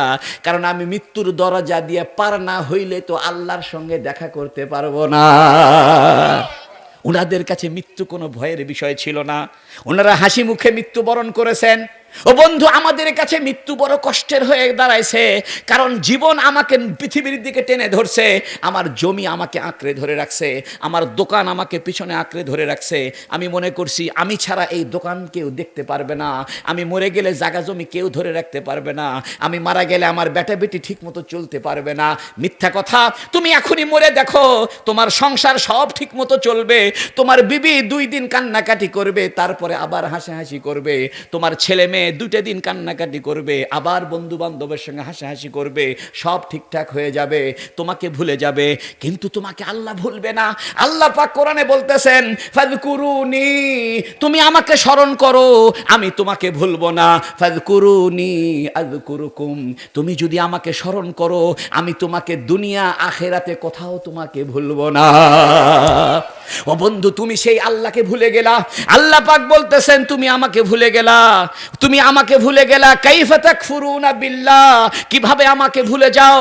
আমি তো তোমাকে সৃষ্টি করেছি, আমি তো জমিন থেকে তোমার জন্য খাদ্য দিই, আমি তো আসমান থেকে তোমার জন্য বৃষ্টির পানি দিই, অসুস্থ হলে আমি তো তোমাকে চিকিৎসার ব্যবস্থা করি, ক্ষুধা লাগলে আমি তো তোমার খাবারের ব্যবস্থা করি, সেই খাবারগুলোকে আমি পেশাব করে পানিগুলো বাইর করে দিই, ময়লাগুলোকে পায়খানা করে বাইর করে দিই। এই পায়খানা পেশাব যদি আল্লাহ বন্ধ করে দেয়, তোমার কত কষ্ট হবে। 2টা দিন যদি পেশাব বন্ধ হয়ে যায়, তুমি বিপদে পড়বা। 2টা দিন যদি রাতের বেলা তোমার ঘুম না হয়, তুমি পাগল হয়ে যাইবা। রাতের বেলা ঘুমের ব্যবস্থা করে কে? তুমি কি এগুলো স্মরণ করবা না? তুমি কি আল্লাহকে চিনবা না? তাই আল্লাহ পাক বলতেছেন, আনতুম তাখলুকুনাহু আম নাহনুল খালিকুন, এগুলো তুমি সৃষ্টি করছো না আমি সৃষ্টি করছি। আনতুম তাজরাউনাহু আম নাহনুজ জারিউন, এগুলো তোমরা ফসল ফলাও না আমি ফসল ফলাই। আল্লাহু আকবার। ও চাটমোহরের শিক্ষিত সমাজ, তুমি তো কোরআন জানলা না, তুমি ফিজিক্স পড়লা, কেমিস্ট্রি পড়লা, বায়োলজি পড়লা, মাইক্রোবায়োলজি পড়লা, তুমি পুলিশ অফিসার হইলা, তুমি ব্যারিস্টার হইলা, জজ হইলা, সব হইলা, পয়সা কামাইলা, ইটালি গেলা, মাল কামাইলা, বিল্ডিং বানাইলা, কোটি টাকা কামাইলা, কোরআনটা জানলা না। তোমার মতো হতভাগা কেহ নাই। তুমি কি জানো আল্লাহ কোরআনে তোমাকে কি কি মেসেজ দিতে চাইছে? কোরআন যদি তুমি না জানো, তুমি তো 1000 বছরের ইতিহাস জানবা না। কোরআন তোমার কথা বলতেছে, তোমার মনের কথা বলতেছে, তোমার জীবনের কথা বলতেছে। তুমি যদি কোরআনের অর্থটা পড়ো, দেখবে কোরআন তোমার সঙ্গে কথা বলছে। আল্লাহু আকবার। হযরত জাবেরের আব্বা মারা গেছে, মনে আছে নি আপনাদের? জাবেরের বাপের নাম কি? মাশাআল্লাহ। কি ঋণ করছে না ঋণ ছাড়াই মরে গেছে? হযরত জাবের রাদিয়াল্লাহু আনহু হযরত রাসূলুল্লাহ সাল্লাল্লাহু আলাইহি ওয়াসাল্লামের কাছে গেছে, যা বলছে, রাসূলুল্লাহ আমার আব্বাই মারা গেছে, ঋণ করছে, তা এখন আপনি একটু আমার বাড়িতে গেলে কি হয়, উপকার হয়। তো নবী কইছে, ঠিক আছে তোমার বাসায় যাব, ভিন্ন ভিন্ন খেজুর ভিন্ন ভিন্ন জায়গায় রাখো। যেরকম সুবহানাল্লাহ। মনে আছে না আপনাদের? না ভুলে গেছেন? আর একটু আওয়াজ দেন না, রাগ করছেন না? আমার বাড়ি বগুড়া, আপনারা চিন্তা করতেছে যে বগুড়ার হুজুরের ওয়াজই আমরা শুনবো না, এরকম করছেন নি? আলহামদুলিল্লাহ, খুশি হইলাম। আপনারা যদি আমারে সাহস দেন তাহলে আমি দুটো কথা বলতে পারি। আল্লাহ আল্লাহ। হুজুর সাল্লাল্লাহু আলাইহি সাল্লাম হযরত জাবেরকে বললেন, জাবের তুমি ভিন্ন ভিন্ন খেজুর ভিন্ন ভিন্ন জায়গায় রাখবে, এক ধরনের খেজুরের সঙ্গে আরেক ধরনের খেজুর মিশ্রিত করবে না। বারিনি খেজুর আলাদা রাখবা, আজওয়া খেজুর আলাদা রাখবা, আজকা জায়েদ খেজুর আলাদা রাখবা, সাফাবি খেজুর আলাদা রাখবা, মাবরুম খেজুর আলাদা রাখবা। এগুলো খেজুরের নাম। আলহামদুলিল্লাহ, এই সবগুলো খেজুর আমি খাইছি। সুবহানাল্লাহ। আল্লাহ আমারে বহুবার মক্কা মদিনা নিয়ে গেছে, আবারও যাবো রমজানে। দোয়া করেন আল্লাহুম্মা আমিন। হাদিসে যে খেজুরের কথাগুলো আছে সবগুলো খেজুর আমি খেয়েছি। মদিনা শরীফে যে বলছে আমাকে বারিনি খেজুর দাও, লোকেরা বলে হুজুর আপনি বারিনি খেজুরের নাম কেমনে জানলেন? আমি বললাম শোনো, 1400 বছর পরে আমি নবীর হাদিসগুলো পড়েছি, হাদিসের মধ্যে বারিনি খেজুরের নাম আমি পাইছি। সফাবি খেজুর আমাকে দাও। দোকানদার আমাকে বলে হুজুর সফাবি খেজুরের নাম কেমনে চিনলেন? আপনি তো বাংলাদেশের লোক। আমি বললাম শোনো, আমি বুখারী শরীফের ভিতরে বারিনি খেজুরের নাম পড়েছি, সফাবি খেজুরের নাম পড়েছি, মাবরুম খেজুরের নাম পড়েছি। ওই খেজুরগুলো আমাকে দাও। আমি সবগুলো খেজুর খেয়েছি, যেহেতু এই খেজুরগুলো রাসূলুল্লাহ সাল্লাল্লাহু আলাইহি ওয়াসাল্লাম পছন্দ করেছে। হুজুর সাল্লাল্লাহু আলাইহি সাল্লাম হযরত জাবের রাদিয়াল্লাহু আনহুকে বললেন, জাবের এক ধরনের খেজুরের সঙ্গে আরেক ধরনের খেজুর কি করবা না, মিশ্রিত করবা না। এখান থেকে একটা মাসলা বাইরে হয়েছে। কি বাইরে হয়েছে? দেখেন, প্রত্যেকটা হাদিস থেকে মাসালা বাইরে হয়। আমরা যে মাসলা মাসাইলি হানাফি মাযহাবের লোকজন সব হাদিস কোরআন থেকে মাসলা দিই। মাসলাটা হইল এক ধরনের শস্যের সঙ্গে আরেক ধরনের শস্য মিশ্রিত করা জায়েজ নাই। আপনি এক ধরনের আটাশ চাউল ওই আটাশ চাউলের সাথে আরেক ধরনের পাইজাম চাউলের মধ্যে মিশিয়ে দিলেন, জায়েজ নাই। এক ধরনের খাবারের সঙ্গে আরেক ধরনের খাবার মিশ্রিত করে ভেজাল দেওয়া জায়েজ নাই। আপনি ধানের মধ্যে আখির মিশ করে দিলেন, জায়েজ নাই। আপনি সয়াবিনের তেলের মধ্যে ভেজাল ঢুকাই দিলেন, জায়েজ নাই। সরিষার তেলের মধ্যে স্পিড ঢুকাই দিলেন, একটু সেন্ট ঢুকাই দিলেন, একটু মেডিসিন ঢুকাই দিলেন, যাতে ঝাঁঝ বেশি হয়, মানুষ মনে করবে এটা অরিজিনাল সরিষার তেল। মিশাই ভুয়া কথা। বাইরে থেকে কিছু মেডিসিন ঢুকাই দিয়া সরিষার তেলের মতো কালার করছে, সরিষার তেলের মতো ঝাঁঝ সৃষ্টি করছে, আসলে একটা সয়াবিন তেল। যেরকম ঠিক কিনা? চিনি দিয়া পাটারি বানায় কয় খেজুরের গুড়ের পাটারি, ঠিক কিনা? জোরে কন। এ সত্যি না মিছে? আপনাদের দেশে আসেনি? ও রে, দেখেন নবী এগুলা জানে। 1400 বছর আগে নবী হয়ে গেছে যে এক কামের সাথে আর এক কাম মিশাইবে না। নবী হযরত জাবেরকে বললেন, জাবের তুমি এক ধরনের খেজুরের সঙ্গে আর এক ধরনের খেজুর মিশ্রিত করিও না। এটা হারাম, এটা না জায়েজ, এটা ভেজাল দেওয়া না জায়েজ। 1400 বছর আগে নবী এটা বলে গেছেন। হ্যাঁ, এখান থেকে বোঝা যায় আপনি খেজুরের গুড় বলে, চিনি দিয়ে গুড় বলে চালাই দিচ্ছেন, আটা মিশ করে এক পাটারি বানায় চাপাই দিচ্ছেন। মানুষ কয় চাপমোহরের পাটারি, একদম খাঁটি 1 নম্বর ভুয়া কথা। চিনি গলায় গলায় পাটারি বানায় দিচ্ছে। জোরে কোন ঠিক কিনা? এখান থেকে মাসলা বাইরে হয়েছে যে এক ধরনের খাবারের সঙ্গে আরেক ধরনের খাবার মিশ্রি করে ভেজাল করে 2 নম্বরই করে বেচা জায়েজ নাই। হযরত জাবের বললেন, ইয়া রাসূলুল্লাহ ঠিক আছে, আমি এক ধরনের খেজুরের সঙ্গে আরেক ধরনের খেজুর মিশ্রিত করব না। এইবার নবীজি বললেন, জাবের আমি সকাল সকাল তোমার বাড়িতে যাব, তুমি চিন্তা করো না। কারণ নবীজি যেখানে উপস্থিত হয় সেখানে ঝগড়া হয় না। আল্লাহু আকবার। নবীর এত সুন্দর একটা চেহারা ছিল, নবীর এত একটা ভদ্রতা ছিল, এমন একটা সম্ভ্রান্ত পরিবার ছিল নবীর, নবীর এমন একটা অস্তিত্ব ছিল, এমন একটা ঐশ্বর্য ছিল। 2 জন ঝগড়া লাগছে, নবী যদি সেখানে উপস্থিত হইতো সঙ্গে সঙ্গে ঝগড়া বন্ধ হয়ে যাইতো। আমি নিজের চোখে দেখেছি জেদ্দাতে। জেদ্দা সৌদি আরবের একটা বাণিজ্যিক শহর আছে, নাম কি? জেদ্দা। আমি জেদ্দা বহুবার গেছি। তো জেদ্দা আমি একটা ট্যাক্সি ভাড়া করছি, বুঝছিনি? আমার দোস্ত আছে, তো ট্যাক্সি নিয়ে যাইতেছি।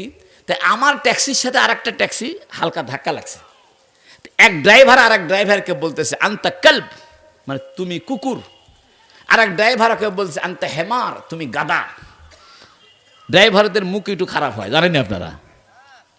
তুলনামূলক ড্রাইভারদের মেজাজ কিন্তু খারাপ, জবানও খারাপ। তো এক ড্রাইভার আর এক ড্রাইভারকে বলতেছে তুমি কুকুর, আর এক ড্রাইভার বলতেছে তুমি গাধা। তো মারামারি লাগে লাগে ভাব।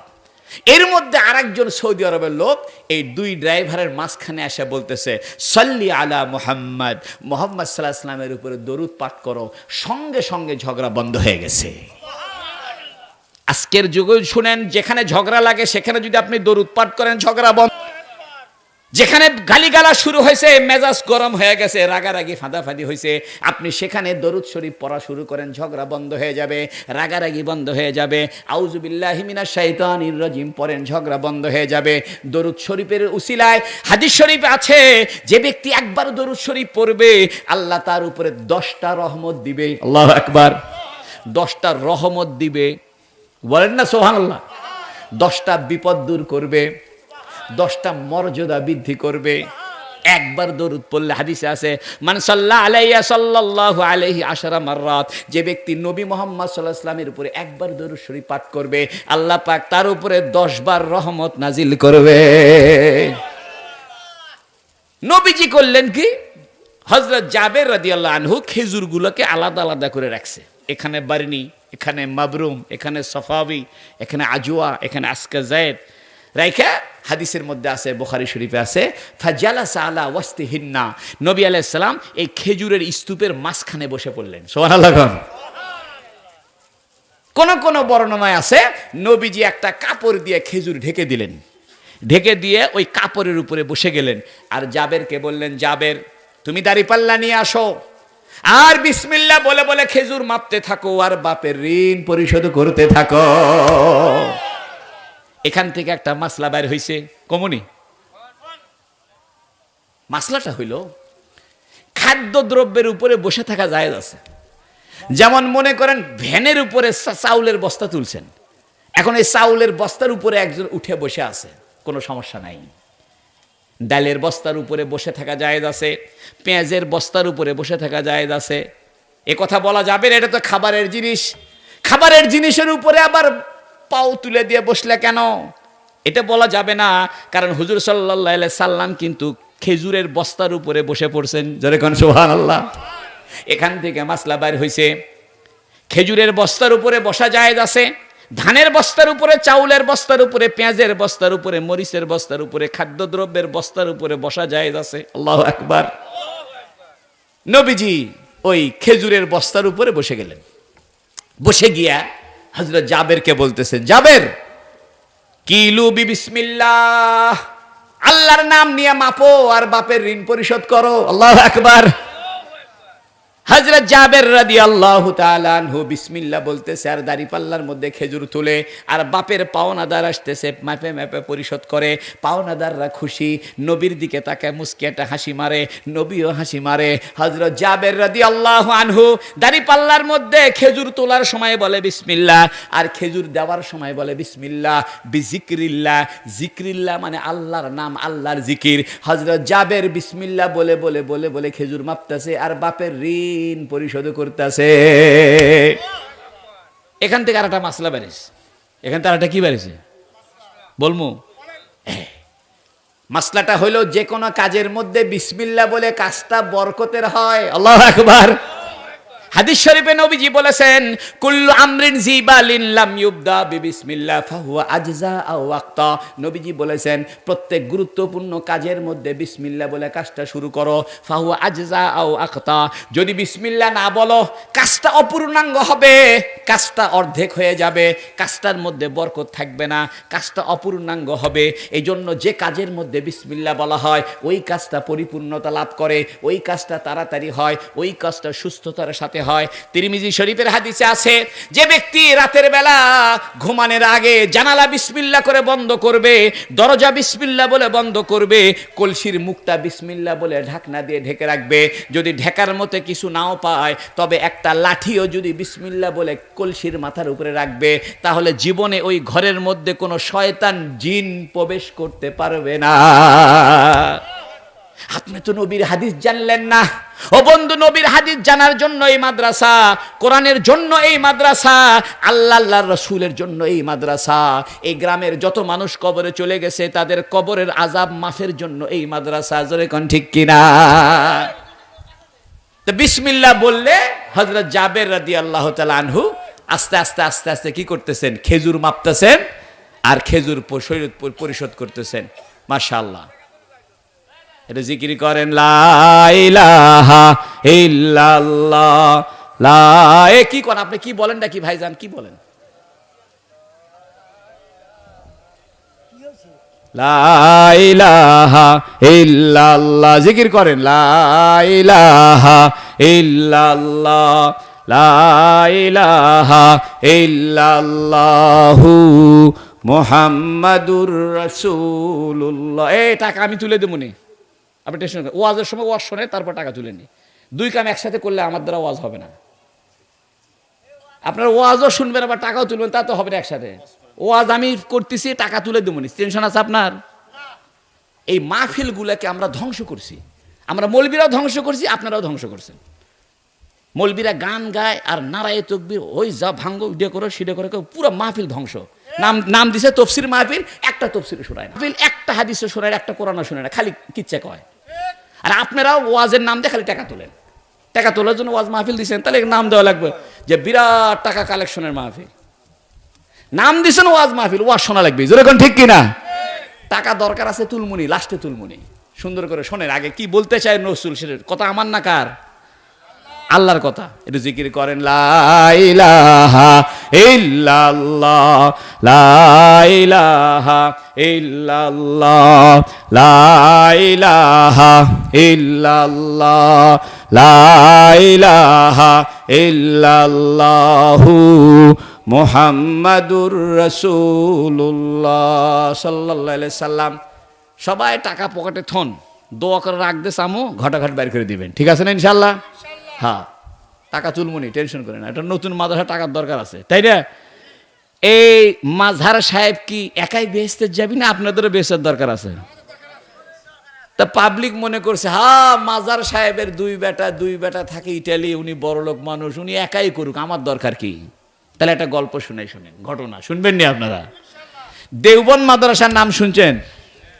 নাম শুনেননি? দারুল উলুম দেওবন্দ মাদ্রাসা, ভারতের দেওবন্দ মাদ্রাসা। ওই দেওবন্দ মাদ্রাসা আমি লেখাপড়া করছি।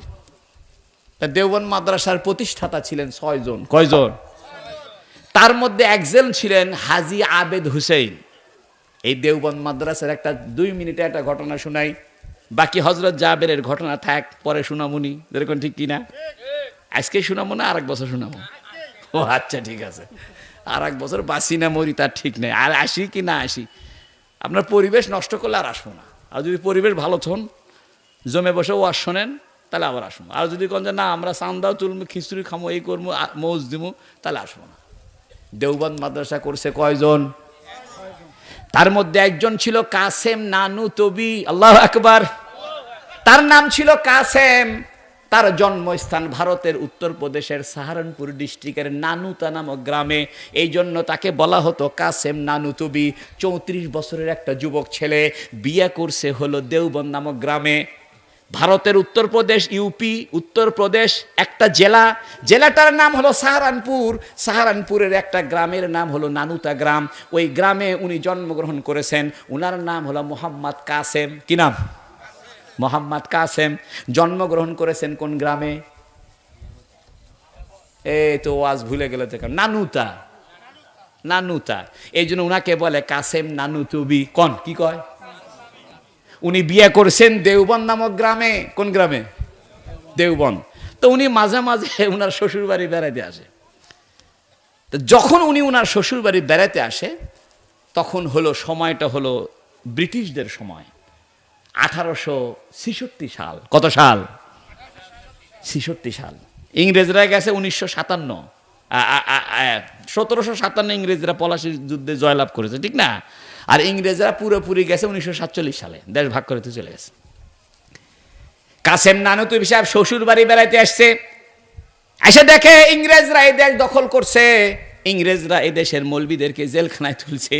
কারণ ইংরেজরা যখন এই দেশ দখল করে, তখন দেখছে সব জায়গায় শুধু হুজুর আর হুজুর। কোর্ট কাছারিতে হুজুররা, পুলিশ বিভাগে হুজুররা, জেলা প্রশাসনে হুজুররা।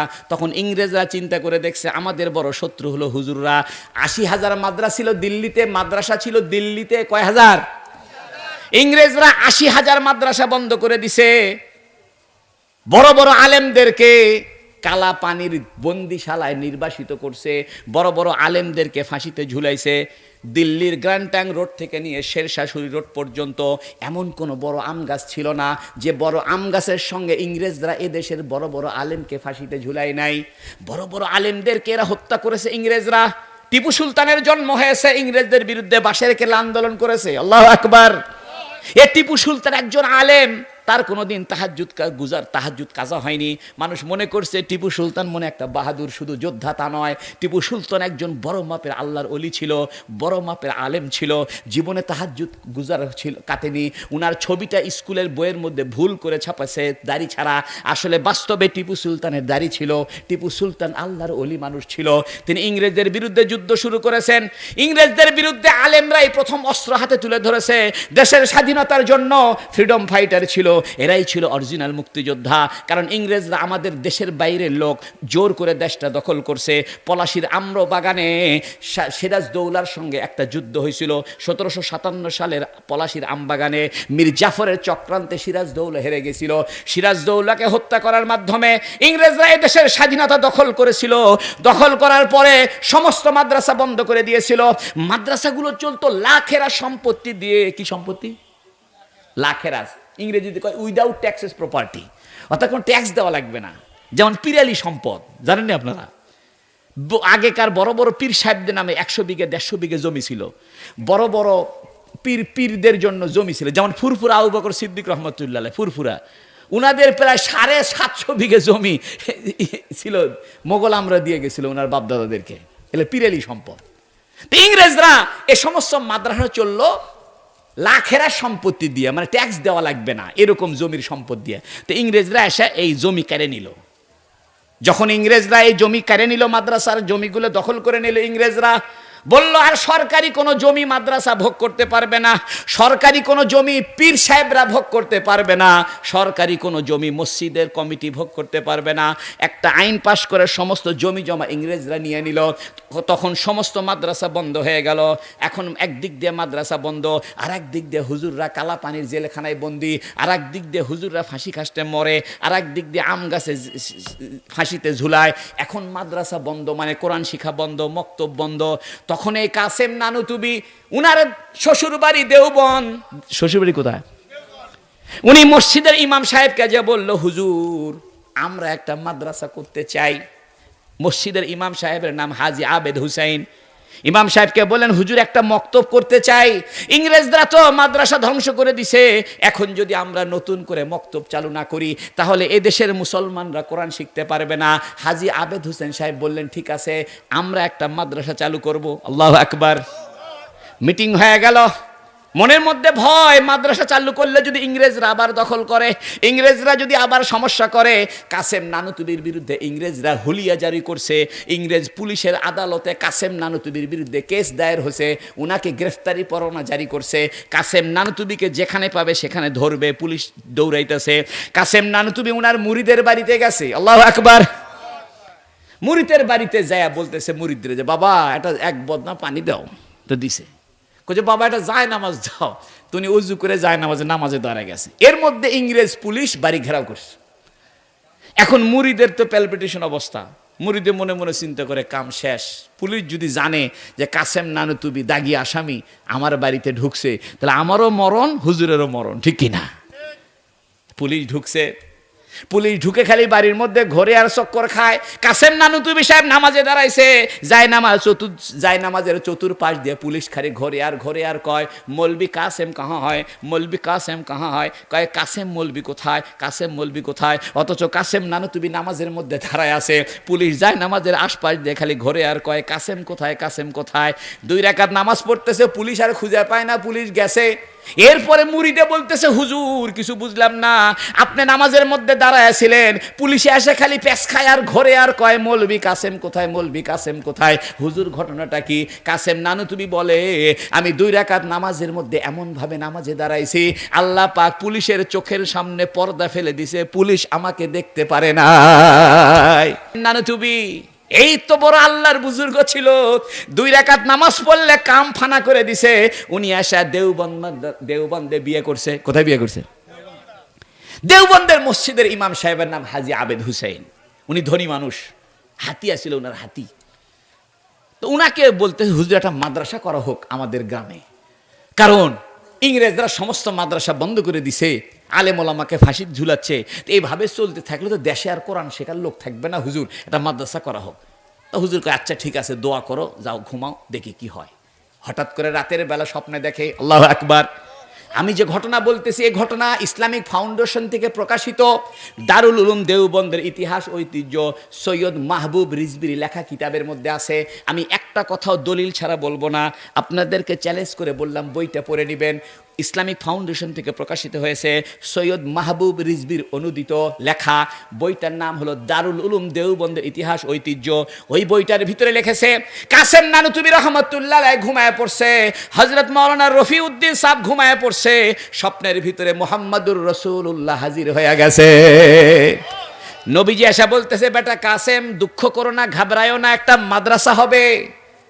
হুজুর সাল্লাল্লাহু আলাইহি সাল্লাম কাসেম নানুতুবিকে স্বপ্নে বলতেছে, বেটা ঘাবড়ায়ও না, ওই দেওবন্দের থানা যেখানে আছে থানা, ওই থানার পিছনে কিছু মানুষ ময়লা আবর্জনা ফেলে, ওই জায়গাতে একটা মাদ্রাসা হবে, তোমরা যাও ওইখানে একটা মাদ্রাসা কায়েম করো। সকালবেলা ঘুম থেকে উঠা হযরতে কাসেম নানুতুবি, হযরতে আবেদ হুসেইন, হযরতে শাহ রফিউদ্দিন রহমাতুল্লাহ আলাইহি, এই বড় বড় তিনজন বুজুর্গ সকালবেলা ফজরের নামাজের পরে দেওবন্দের থানার পিছনে যেখানে ময়লা ফেলে সেখানে গিয়ে দেখে কোনো ময়লা আবর্জনা নাই, জায়গাটা পরিষ্কার, আর জায়গার মধ্যে দাগ দেখা যাইতেছে, দাগ দেখা যাইতেছে। স্বপ্নের ভিতরে হুজুর সাল্লাল্লাহু আলাইহি ওয়াসাল্লাম মাটির মধ্যে দাগ দিয়ে দিছিলেন যে বেটা কাসেম দাগ দিয়ে দিলাম, এই দাগ বরাবর ঘর তুলে মাদ্রাসা বানাইবা। সকালবেলা কাসেম নানুতুবি যায় দেখে ওই জমিনের ভিতর থেকে দাগ দেখা যায়, আর দাগের ভিতর থেকে আতরের ঘ্রাণ বাহির হয়। ওই দাগ বরাবর যে মাদ্রাসাটা করা হয়েছে ওই মাদ্রাসার নাম দেওবন্দ মাদ্রাসা। যখন সুবহানাল্লাহ, আমি ওই মাদ্রাসায় পড়েছি আলহামদুলিল্লাহ, ওটার নাম দেওবন্দ মাদ্রাসা। এখন আসেন, এই দেওবন্দ মাদ্রাসার যিনি প্রতিষ্ঠাতাদের মধ্যে একজন হাজী আবেদ হুসেইন, ধনী মানুষ ছিল। উনি হাতির পিঠে করে উঠে চান্দা তুলে বেড়াইতো, গ্রামে গ্রামে চান্দা তুলতে, 1 আনা 2 আনা। তো এখন মানুষজন জিজ্ঞেস করছে, হাজী সাহেব আপনি তো ধনী মানুষ, আপনিই তো হাতি আছে আপনার, লাখ লাখ টাকা আপনার, আপনি আবার আমাদের থেকে 1 আনা 2 আনা চান্দা তোলেন কে? তখন হাজী আবেদ হুসেইন বলছে যে শোনো, কিয়ামতের দিন তোমরা যেন আমার বিরুদ্ধে কেস দায়ের করতে না পারো, এই জন্য আমি তোমাদের থেকে 1 আনা 2 আনা নিতেছি। তো লোকজন বলছে আপনি আবার কি কেস দায়ের হবে আপনার বিরুদ্ধে? কয় তোমরা বলবে। হাজী আবেদ হুসেনের টাকা ছিল, নিজেই মাদ্রাসা করছে, আমাদের থেকে 1 আনা 2 আনা নিল না কেন? যদি আমাদের থেকে 1 টাকা 2 টাকা চান্দা নিত, তাহলে কাল কিয়ামতের ময়দানে ওই হাজী সাহেবের দানের সঙ্গে আমাদের 2টা টাকা, আমাদের 1টা টাকা মিল হইয়া হাজী সাহেবের জন্য যেমন জান্নাতের ফয়সালা হয়েছে, আমাদের 1 টাকা 2 টাকা দানের উসিলায় আমাদের জন্য জান্নাতের ফয়সালা হতো। আজকে আপনাদের মাজহারুল ইসলাম সাহেব একটা জায়গায় মাদ্রাসা করতেছে, ওনার কোনো স্বার্থ নাই, উনি কোনো এমপি ইলেকশন করতে চায় না, উনি কোনো মেম্বার হতে চায় না, কোনো মেয়র হতে চায় না, কোনো এমপি মন্ত্রী হওয়ার উদ্দেশ্য নাই। উনার জীবন শেষ, এখন বৃদ্ধ হয়ে গেছে, জীবন সায়ান্নে উনার মনের একটা খাহেশ, একটা ইচ্ছা, একটা সুন্দর মসজিদ করবে। এতে কি আপনাদের সাহায্য করার দরকার আছে কি নাই? তিনি একটা বিল্ডিং করেছেন, একটা জায়গার ব্যবস্থা করেছেন, উনি চাইলে তো জায়গা বিক্রি করে দিতে পারতো, ঢাকা গুলশানে একটা ফ্ল্যাট নিতে পারতো, পাবনা শহরে একটা ফ্ল্যাট কিনতে পারতো। উনি তা না করে উনি ওই জায়গার ভিতরে একটা কোরআনের মাদ্রাসা করছে, যাতে আপনাদের ছেলেরা কোরআন শিখতে পারে, সূরা ফাতিহাটা শিখতে পারে, আয়াতুল কুরসিটা শিখতে পারে, জানাজার নামাজের দোয়াটা শিখতে পারে। আপনি মারা যাওয়ার পরে আপনার ছেলে যেন জানাজার নামাজটা পড়াইতে পারে, আপনার কবরের পাশে আপনার ছেলেটা যায় যেন কুল হু আল্লাহ সূরাটা পড়তে পারে, একটু দোয়াটা করতে পারে। এই গ্রামের সমস্ত মানুষ যারা কবরে চলে গেছে তাদের কবরে যেন কোরআনের সবগুলো পৌঁছতে পারে। এই জন্যই তো মাজহার সাহেব এই মাদ্রাসা করেছে। এই মাজহার সাহেবকে সহযোগিতা করার দরকার আছে কি না? বন্ধু আমার শোনেন, আপনাদের মানুষের একজন মানুষ যখন কোনো ভালো কাজ করে, আপনি তার সঙ্গে যদি সহযোগিতা না করেন, আপনি তাকে সঙ্গে যদি সহযোগিতা না করেন, মনে রাখেন এর বিপদ কিন্তু আপনার উপরে পড়বে। এজন্য আল্লাহ পাক আমাদের তৌফিক দান করুক, এ মাদ্রাসার জন্য সাহায্য সহযোগিতা আমরা করতে পারি। জোরে কোন সুবহানাল্লাহ। এজন্য আমি বলি, মাজার সাহেবে বিল্ডিং করে দিছে, জায়গা করে দিছে, মসজিদ একটা বানাইতে চায়, আপনি কইতেছেন হ্যাঁ ওর কামই করুক না, এই কাজ করিয়েন না। উনি যেহেতু একটা ভালো কাজ করতে চাইতেছে, আপনি এখানে 2টা টাকা দেন, 5টা টাকা দেন, 1 বস্তা সিমেন্ট দেন, 500 টাকা দেন, 200 টাকা দেন। কিয়ামতের দিন আপনি আল্লাহকে বলতে পারবেন, আল্লাহ ওই মাঝহার মিয়া একটা মাদ্রাসা করছিল, একটা মসজিদ বানাইছিল, সেখানে আমি 2 ব্যাগ সিমেন্ট দিছিলাম, 1 শতক জায়গা দিছিলাম, আল্লাহ 500 টাকা দিছিলাম, আল্লাহ এই উসিলা আমারে মাফ করে দাও। হইতে পারে এই উসিলা আপনার জিন্দেগীর সমস্ত গুনাহ খাতা মাফ হয়ে যাবে, যদি কোন ঠিক কিনা। হযরত জাবের মনে আছে নি আপনাদের? মনে আছে না ভুলে গেছে? হুজুর সাল্লাল্লাহু আলাইহি সাল্লাম হযরত জাবেরকে বলছেন, জাবের তুমি বিসমিল্লাহ বইলা বইলা খেজুর মাপো আর বাপের ঋণ শোধ করো। জোরে করে সুবহানাল্লাহ। বন্ধু আমার, ভাইরা আমার, এখান থেকে বের হয়েছে বিসমিল্লাহ বলা সুন্নত। আজকে থেকে নিয়ত করেন প্রত্যেক কাজের মধ্যে বিসমিল্লাহ বলবেন। বিসমিল্লাহ মানে আল্লাহর নাম, ইসিম মানে নাম, আল্লাহ মানে আল্লাহ, বিসমিল্লাহ মানে আল্লাহর নামে। ও বন্ধু, এই আল্লাহর নামে বিসমিল্লাহ এটা সব সময় দরকার। বিসমিল্লাহ শব্দের অর্থ হলো আল্লাহর নাম, অর্থাৎ মুখের মধ্যে আল্লাহর নাম নেওয়াটাই বিসমিল্লাহ। ও বন্ধু, হাদিস শরীফে আছে, যে ব্যক্তি জিকির করে করে তার জবানকে তরুতাজা রাখবে, কাল কিয়ামতের ময়দানে লোকটা হাসতে হাসতে জান্নাতে চলে যাবে। সময় নষ্ট করিয়েন না ফেসবুকের মধ্যে, ইউটিউবের মধ্যে সময় নষ্ট করিয়েন না। ও চাটমোহরের যুবকেরা, ফেসবুকের মধ্যে, মোবাইলের মধ্যে জুয়া খেলিও না, এদিক সেদিক তাল বাহানা করিও না। সময় কিন্তু খুব কম, তুমি যতদিন বেঁচে আসো একটু আল্লাহর কাম করে যাও। বন্ধু আমার, হাদিস শরীফে আছে, তুমি যদি যৌবনকালে কোনো ভালো কাজ করো, বৃদ্ধ বয়সে যদি ওই কাজ করতে নাও পারো, যৌবনে যে কাজটা করছো ওই কাজের সওয়াবটা বার্ধক্যের সময় আল্লাহ তোমার আমল নামায় লিখে দিবে। এত মাহফিল শুনি, কোন আমলের নিয়ত যদি না করি মাহফিল বেকার, ঠিক কিনা? এই জন্য আমি আপনাদেরকে বলবো, একটা নিয়ত করা যাবে, বলেন না, আল্লাহ আল্লাহ জিকির করবেন। আমার থেকে শুনে রাখেন, রাস্তা দিয়ে যাইতেছেন, আল্লাহ আল্লাহ আল্লাহ আল্লাহ আল্লাহ আল্লাহ, ফিস ফিস ফিস ফিস করে আল্লাহ আল্লাহ আল্লাহ জিকির করেন। দোকানে বসে আছেন, আল্লাহ আল্লাহ জিকির করেন। রিক্সা চালাইতেছেন, আল্লাহ আল্লাহ জিকির করেন। ধানের গাছ লাগাইতেছেন, জমিতে কাজ করতেছেন, আল্লাহ আল্লাহ জিকির করেন। আমার মা বোনেরা বাড়ির মধ্যে বসে বসে তরকারি কাটতেছেন, আল্লাহ আল্লাহ জিকির করেন। কাপড়টা ধুইতেছেন, আল্লাহ আল্লাহ জিকির করেন। আল্লাহ পাক কোরআন শরীফে বলছেন, ইয়া আল্লাহ, জেনে রাখো, শুনে রাখো, বিজিকিরিল্লাহ, আল্লাহর জিকিরের দ্বারা তাতমাইন্নুল কুলুব, তোমাদের অন্তরের সমস্ত অশান্তি দূর হয়ে যায়। আজকে আমাদের অন্তরগুলো নষ্ট হয়ে গেছে। হাদিসের মধ্যে আছে, লিকুল্লি শাইইন সিকালা, প্রত্যেক জিনিসের মধ্যে একটা জং পড়ে। লোহার মধ্যে যেমন জং ধরে যায়, চাকুর মধ্যে জং ধরে যায়, ধরে কিনা? হাদিস শরীফ আছে, লিকুল্লি শাইইন সিকালা, প্রত্যেক জিনিসের মধ্যে একটা জং ধরে যায়। ওয়াসাকালাতুল কুলুবি যিকরুল্লাহ, অন্তরের জং পরিষ্কার করে আল্লাহর জিকির। ও বন্ধু, অন্তরটা পরিষ্কার করো। কারো প্রতি হিংসা রাখিও না, কারো প্রতি পরশ্রীকতা রাখিও না, গোত্রীয় গোত্রীয় দ্বন্দ্ব করিও না, পারিবারিক শত্রুতা রাখিও না, পারিবারিক হিংসা হিংসি রাখিও না। এটা জাহেলি যুগের স্বভাব। ও বন্ধু, আরবের লোকেরা এক গোত্র আরেক গোত্রকে দেখতে পারতো না। শত শত বছর গোত্রীয় গোত্রীয় যুদ্ধ হয়েছে। মানুষ জিজ্ঞাসা করতো, যুদ্ধ কেন করো? কয় বাপ দাদারা করছে তাই করি। জিজ্ঞেস করতো, কেন মারামারি করো? কয় জানি না, বাপ দাদারা করে গেছে তাই করি। আজকে আমাদের মধ্যে এই স্বভাব হয়েছে, বাপ দাদার আমল থেকে একটা শত্রুতা আছে, ওটাই ধরে রাখছে। ধরে কোন ঠিক কিনা? এ বন্ধু আমার, আসেন না আল্লাহ আল্লাহ রসুলের কাজে আমরা সবাই এক হয়ে যাই, দিলটা পরিষ্কার করে নিই। আপনি মনে রাখেন, যে ব্যক্তির অন্তরটা পরিষ্কার হবে, আল্লাহ তাকে কিয়ামতের দিন বিনা হিসাবে জান্নাত দিয়ে দিবে। ইন্নাল্লাহা লা ইয়ানজুরু ইলা সুওয়ারিকুম ওয়ালাকিন ইয়ানজুরু ইলা কুলুবিকুম, হাদিস শরীফে আছে, আল্লাহ তোমাদের চেহারার দিকে দেখবে না, আল্লাহ তোমাদের অন্তরের দিকে দেখবে। আল্লাহ তোমাদের বাহ্যিক কাঠামোর দিকে দেখবে না, কার চেহারাটা বেশি সুন্দর, ফর্সা না মোটা, কালো না চিকুন, মোটা না চিকুন, এটা দেখবে না। আল্লাহ দেখবে কার অন্তরটা ভালো। ও বন্ধু, অন্তর যদি ভালো হয় তাহলে তোমার দুনিয়াতেও শান্তি, আখিরাতেও শান্তি। বন্ধু আমার, ভাইরারে আমার, আমি আর বেশিক্ষণ কথা বলতে চাই না। আমি একটা কথা আপনাদেরকে বলবো, আপনি টাকা দিলেও মাদ্রাসা চলবে, না দিলেও মাদ্রাসা চলবে। জোরে কোন ঠিক কিনা? আমরা অনেকে মনে করি যে আমি যাকাত দিয়ে লোকটার উপকার করলাম। মিথ্যা কথা। বরং যে ব্যক্তি যাকাত গ্রহণ করলো সেই তো আপনার উপকার করলো। কারণ সে যদি যাকাত গ্রহণ না করতো তাহলে তো আপনি বিপদে পড়তেন। আচ্ছা, যাকাত দেওয়া ফরজ না নেওয়া ফরজ? ভালো করে কোন, দেওয়া ফরজ না নেওয়া ফরজ? দেওয়া ফরজ। আপনার জন্য জাকাত দেওয়াটা ফরজ, নেওয়াটা ফরজ নয়। এখন এই চাটমোহরের সবাই যদি বলে আমরা আর জাকাত নিব না, তাহলে যারা জাকাত ফরজ এদের তো মহাবিপদ, ঠিক কিনা? এটাই হাদিসে আছে, বুখারী শরীফে হাদিসে আছে যে কিয়ামতের আগে এমন হবে মানুষ জাকাতের টাকা নিয়ে দৌড়াবে, বলবে ভাই জাকাতটা নাও। লোকজন বলবে না, আমার জাকাতের টাকার নেওয়ার দরকার নেই, আমার কাছে টাকা আছে।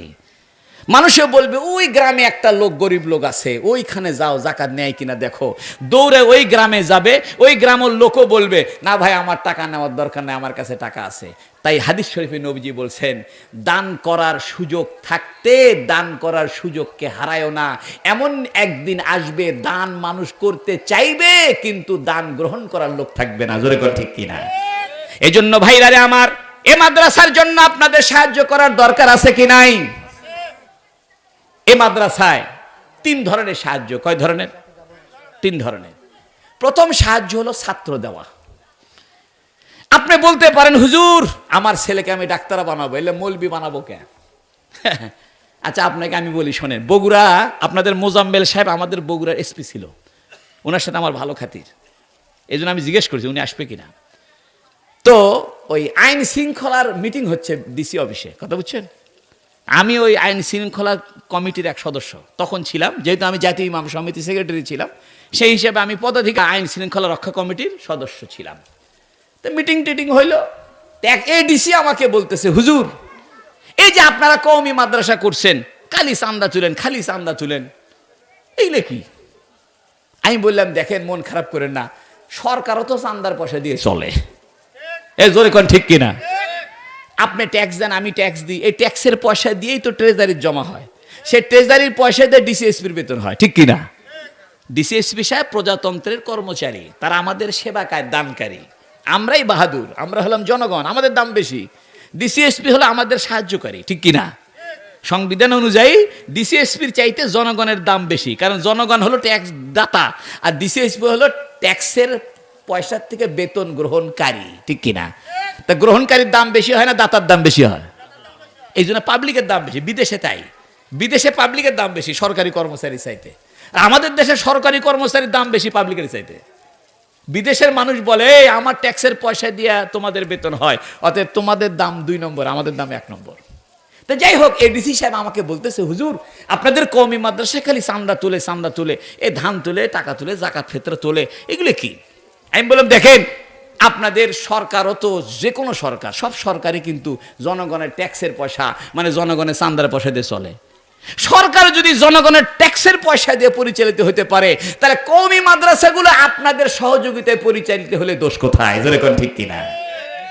বরং সরকারের ট্যাক্সের মধ্যে তো হিন্দুরও ট্যাক্সের পয়সা আছে, মদের দোকানের ট্যাক্সের পয়সা আছে, যাত্রার দোকানের ট্যাক্সের পয়সা আছে, কিন্তু আমাদের মাদ্রাসাগুলোতে কোনো হিন্দুর পয়সা নাই, কোনো যাত্রার ট্যাক্সের পয়সা নাই, কোনো মদের, কোনো ক্যাসিনো, কোনো বারের পয়সা নাই।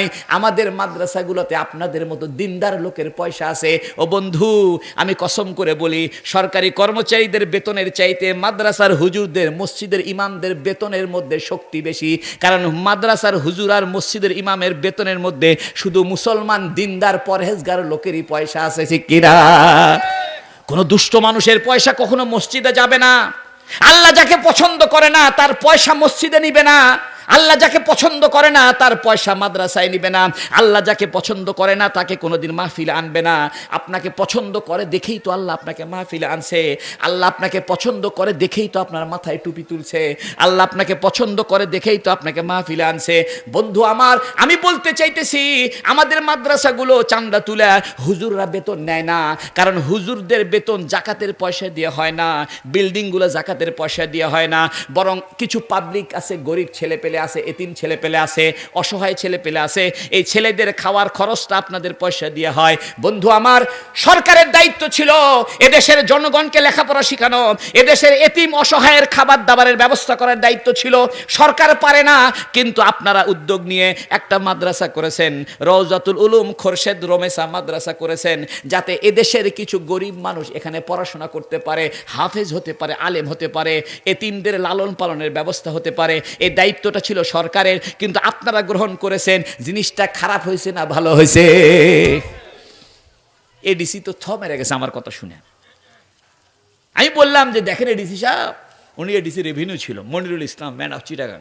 আমি বললাম এডিসি সাহেব শোনেন, আমরা কওমি মাসে হুজুরা চান্দা তুলে বাড়ির যে বিল্ডিং করিনি, আমরা জনগণের ছাত্রদের, জনগণের বাচ্চাদের পড়াশোনার জন্য, জনগণের বাচ্চাদের খাওয়া দাওয়ার জন্য আমরা চান্দা তুলে মাদ্রাসা করি। যে কাম সরকারের করা দরকার ছিল সেই কাম আমরা করে দিচ্ছি, এই জন্য আমাদেরকে মারহাবা দেওয়া দরকার, যেরকম ঠিক কিনা। এডিসি সাহেব আমাকে বলে হুজুর আপনাদের মাদ্রাসায় ইংরেজি পড়ায় না, ভূগোল পড়ায় না, কম্পিউটার পড়ায় না, সায়েন্স পড়ায় না। আমি বললাম শোনেন, মিথ্যা কথা কয়েন না, আমাদের মাদ্রাসায় তো ইংরেজি বাংলা অঙ্ক আছে, তবে অল্প। আচ্ছা আপনি বলেন তো, মেডিকেল কলেজে কি ইঞ্জিনিয়ারিং পড়ানো হয়? কেউ যদি ডাক্তার হতে চায় সে কি ইঞ্জিনিয়ারিং জানে? আপনি যদি চাটমোহরের কোনো ডাক্তার সাহেবকে যা বলেন যে ডাক্তার সাহেব আমি একটা 4 তলা বিল্ডিং বানাবো, আমাকে একটা ভালো প্ল্যান করে দেন, পারবে? ইঞ্জিনিয়ার সাহেবকে যায় যদি বলেন ইঞ্জিনিয়ার সাহেব আমার পেটের মধ্যে বেদনা উঠছে, একটা ট্যাবলেট লিখে দেন, পারবে? এর মানে কি বন্ধু, ডাক্তার হলে ইঞ্জিনিয়ার হওয়া যায় না, ইঞ্জিনিয়ার হলে ডাক্তার হওয়া যায় না, উকিল হলে ডাক্তার হওয়া যায় না, উকিল হলে ইঞ্জিনিয়ার হওয়া যায় না। দুনিয়াতে যদি ডাক্তারির জন্য আলাদা মেডিকেল কলেজ প্রয়োজন হয়, দুনিয়াতে যদি ইঞ্জিনিয়ার হওয়ার জন্য আলাদা ইঞ্জিনিয়ারিং কলেজের দরকার হয়, বুয়েট চুয়েট খুয়েট রুয়েটের দরকার হয়, ব্যারিস্টারি পড়ার জন্য যদি বাল অ্যাট ল দরকার হয়, ইকোনমিক্স পড়ার জন্য যদি কমার্স কলেজের দরকার হয়, পুলিশ হওয়ার জন্য যদি সারদা ট্রেনিং সেন্টার লাগে, ও বন্ধু একজন আল্লাহর অলি হওয়ার জন্য, কাসেম নানুতুবি হওয়ার জন্য, বড়পীর আব্দুল কাদের জিলানী হওয়ার জন্য, একজন মুফতি হওয়ার জন্য, মুহাদ্দিস হওয়ার জন্য, মুফাসসির হওয়ার জন্য ভিন্ন একটা প্রতিষ্ঠান দরকার আছে কি নাই? ডাক্তার হওয়ার জন্য মেডিকেল কলেজ লাগে, ইঞ্জিনিয়ার হওয়ার জন্য ইঞ্জিনিয়ারিং কলেজ লাগে, ব্যারিস্টার হওয়ার জন্য উকালতির কলেজ লাগে, মুফতি হওয়ার জন্য, মুহাদ্দিস হওয়ার জন্য, আলেম হওয়ার জন্য, ফকিহ হওয়ার জন্য, বড় ইসলামিক পণ্ডিত হওয়ার জন্য একটা ভিন্ন কওমি মাদ্রাসাও লাগে। অনেকে বলে হুজুর এই কওমি মাসে পড়ে কি করে খাবে, সার্টিফিকেট নাই। ডাহা মিথ্যা কথা। আচ্ছা আপনি বলেন তো, বঙ্গোপসাগরে যত তিমি মাছ আছে এদের কোনো সার্টিফিকেট আছে? আরে কোন না। সুন্দরবনে যে বাঘ ভাল্লুক ঘুরে বেড়ায় এদের কোনো লেখাপড়া আছে? আহা, তুমি তো লেখাপড়া খাওয়ার জন্য লেখাপড়া শিখতেছে, আমাদের লেখাপড়া ধ্বংস।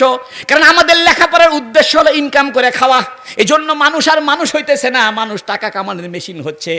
ডাক্তার হয় খালি টাকা কামাও, টাকা কামাও, টাকা কামাও। ইঞ্জিনিয়ার হয় টাকা কামাও, টাকা কামাও। হুজুর হয় খালি ওয়াজ করে পয়সা কামাও, পয়সা কামাও। টাকা বানানোর মেশিন তৈরি হচ্ছে। মানুষ হওয়ার মেশিন দরকার আছে কি নাই?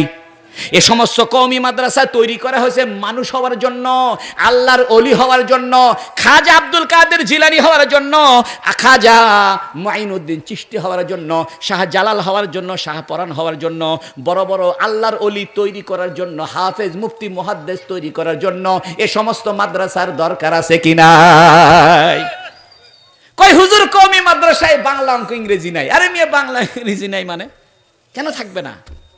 তবে যে পরিমাণ থাকার দরকার সেই পরিমাণ আছে। আমরা তো এখান থেকে ইঞ্জিনিয়ার বের করব না, এখান থেকে ডাক্তার বের করব না, এখান থেকে আমরা হাফেজ বের করব, আলেম বের করব, বড় মুহাদ্দিস বের করব, বড় মুফতি বের করব। জোরে করুন না সুবহানাল্লাহ। বন্ধু আমার, তুমি বুঝলা না, তুমি চিনলা না। তুমি ডাক্তারের জন্য মেডিকেল কলেজকে মেনে নিছো, ইঞ্জিনিয়ার হওয়ার জন্য বুয়েট চুয়েট খুয়েটকে মেনে নিছো, কিন্তু মুহাদ্দিস মুফতি হওয়ার জন্য একটা বড় মাদ্রাসারও প্রয়োজন আছে। এই মাদ্রাসাটার জন্যই মাঝহার সাহেব আপনাদের এইখানে একটা মাদ্রাসা করছে। এতে আপনি খুশি না বেজার? মাশাআল্লাহ। যদি খুশি থাকেন 3টা কাজ করতে হবে। নাম্বার 1, এই মাদ্রাসা আপনার ছাত্র দিতে হবে, আপনার সন্তানকে দিতে হবে। আপনার সন্তানকে মাদ্রাসায় দেন, একটা ছেলেকে হাফেজে কোরআন বানান, একটা ছেলেকে আলেম বানান, একটা ছেলেকে মুফতি বানান, মুহাদ্দিস বানান। আপনি যদি বলেন যে না হুজুর আমার ছেলেকে আমি হাফেজ আলেম বানাবো না, ডাক্তার বানাবো, অসুবিধা নাই, দুনিয়াতে ডাক্তারের দরকার আছে, ডাক্তার স্যার আমরা চলবো কেমনে? কিন্তু এমন ডাক্তার দরকার যে ডাক্তার কোরআন শরীফ শিখছে, যেরকম ঠিক কিনা? এই জন্য আপনার ছেলেকে এই মাদ্রাসায় 2টা বছর পড়তে দেন, 1টা বছর পড়তে দেন, সে কোরআন শরীফটা শিখে যাক, নামাজ দোয়াগুলো শিখে যাক, জানাজার নামাজটা পড়া শিখে যাক, জানাজার দোয়াটা শিখে যাক, যাতে আপনি মরে গেলে আপনার জানাজাটা পড়াইতে পারে। এইরকম দোয়া খায়ের শেখানোর জন্য 1টা বছর এই মাদ্রাসায় পড়ায় যান। ইনশাল্লাহ আপনার ছেলে ডাক্তার হলেও মানুষ মারা ডাক্তার হবে না, মানুষের সেবক হবে। জোরে করো ঠিক কিনা? বন্ধু আমার, হাতে পায়ে ধরে বলি, মাদ্রাসা নিয়ে ঝগড়া করবেন না, মাদ্রাসা নিয়ে দলাদলি করবেন না। মাদ্রাসা কি মাঝহার সাহেবের না আল্লাহর? আরে ভাই মাঝহার সাহেব আজকে আছে কালকে নাই, আজকে মরে গেলে কাল কবরে চলে যাবে, কে উনাকে চিনবে? দুনিয়ার বহু মানুষ দুনিয়াতে বেঁচে ছিল, কেউ তারা চেনে না। আল্লাহ পাক কোরআনের মধ্যে বলছে, হাল আতা আলাল ইনসান হিনুম মিনাদ দাহরি লাম ইয়াকুন শাইআম মাযকুরা। মানুষের উপরে একটা মহাকালকে অতিক্রম হয় নাই যে মানুষ উল্লেখযোগ্য কিছুই ছিল না। বন্ধু আমার, কোটি কোটি বছর পৃথিবীর বয়স হয়ে গেছে, মাঝহার সাহেব বলে কোনো মানুষ পৃথিবীতে কাউকে চিনত না, কাজী ফজলুল করিম হুজুর নামে কোনো হুজুর ছিল না। পৃথিবী চলছে, আমি একদিন মরে যাব, মাঝহার সাহেব মরে যাবে, আপনিও মরে যাবেন, কবরে চলে যাবেন, আমাদের নাম ঠিকানা থাকবে না, সব ধূলিসাৎ হয়ে যাবে, সব নিশ্চিহ্ন হয়ে যাবে। কিন্তু দুনিয়ার মতো টিকে থাকবে। তবে ওইটাই টিকে থাকবে আপনি দুনিয়াতে যদি কোনো ভালো কাজ করে যান, একটা মাদ্রাসা বানায় যান, একটা মসজিদ বানায় যান, একটা মাদ্রাসার জন্য 500 টাকা দেন, 200 টাকা দেন, 300 টাকা দেন, এই কাজটাই থেকে যাবে। কাল কিয়ামতের ময়দানের সওয়াবগুলো আপনার আমল নামায় লেখা হবে। 1 নম্বরে এই মাদ্রাসা আপনার সন্তানকে দিবেন। 2 নম্বরে যদি সন্তান দিতে না পারেন, টাকাটা দিবেন। এই জন্য আসেন, মাশাআল্লাহ, এই মাদ্রাসার জন্য কে কে টাকা দিতে রাজি আছেন? 100, 200, 500 একটু মেহরবানি করে আসেন। হযরত জাবেরের হাদিস শেষ হয়নি। হযরত জাবেরের হাদিস শেষ হয়েছে নি?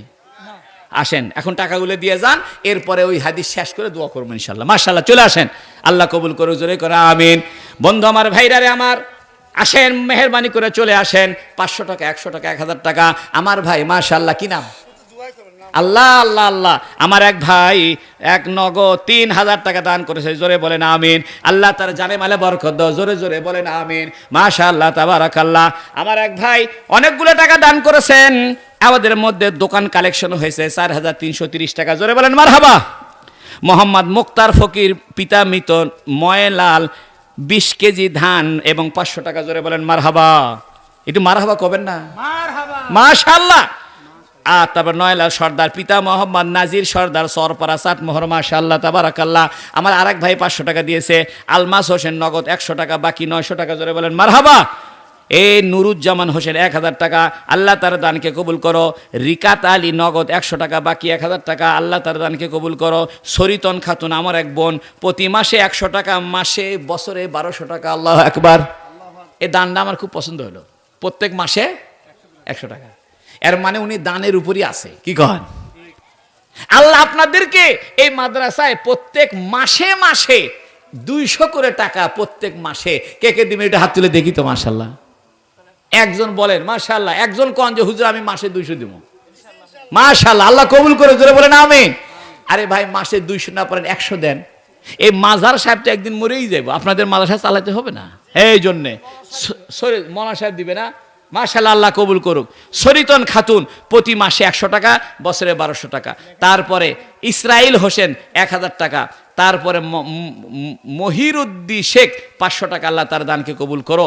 আবুল কালাম ভাই 1 মণ ধান, আল্লাহ তার দানকে কবুল করো। কাউসার হোসেন প্রতি মাসে 200 টাকা, বছরে 2400 টাকা, জোরে বলেন মারহাবা।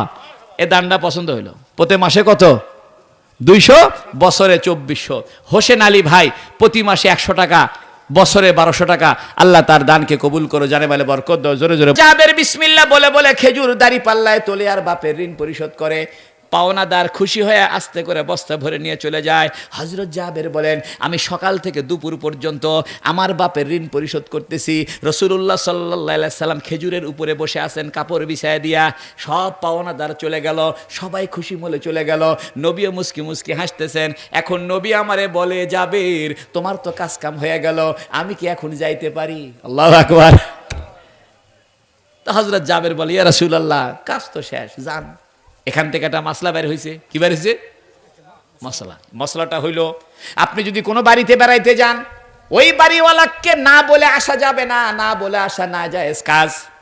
আপনি এক জায়গায় মেহমান হয়েছেন, যেমন আমি এই মাদ্রাসার মেহমান হয়েছি, আমার দায়িত্ব হবে মাদ্রাসার প্রিন্সিপাল সাহেবকে যাওয়ার সময় বলে যাওয়া, অথবা এই মাদ্রাসার যারা হর্তাকর্তা আছে তাদেরকে বলে যাওয়া। নবী সাল্লাল্লাহু আলাইহি সাল্লাম হযরত জাবেরের বাড়িতে গেছেন, যাওয়ার সময় বলতেছেন, জাবের আমি এখন যাইতে পারি?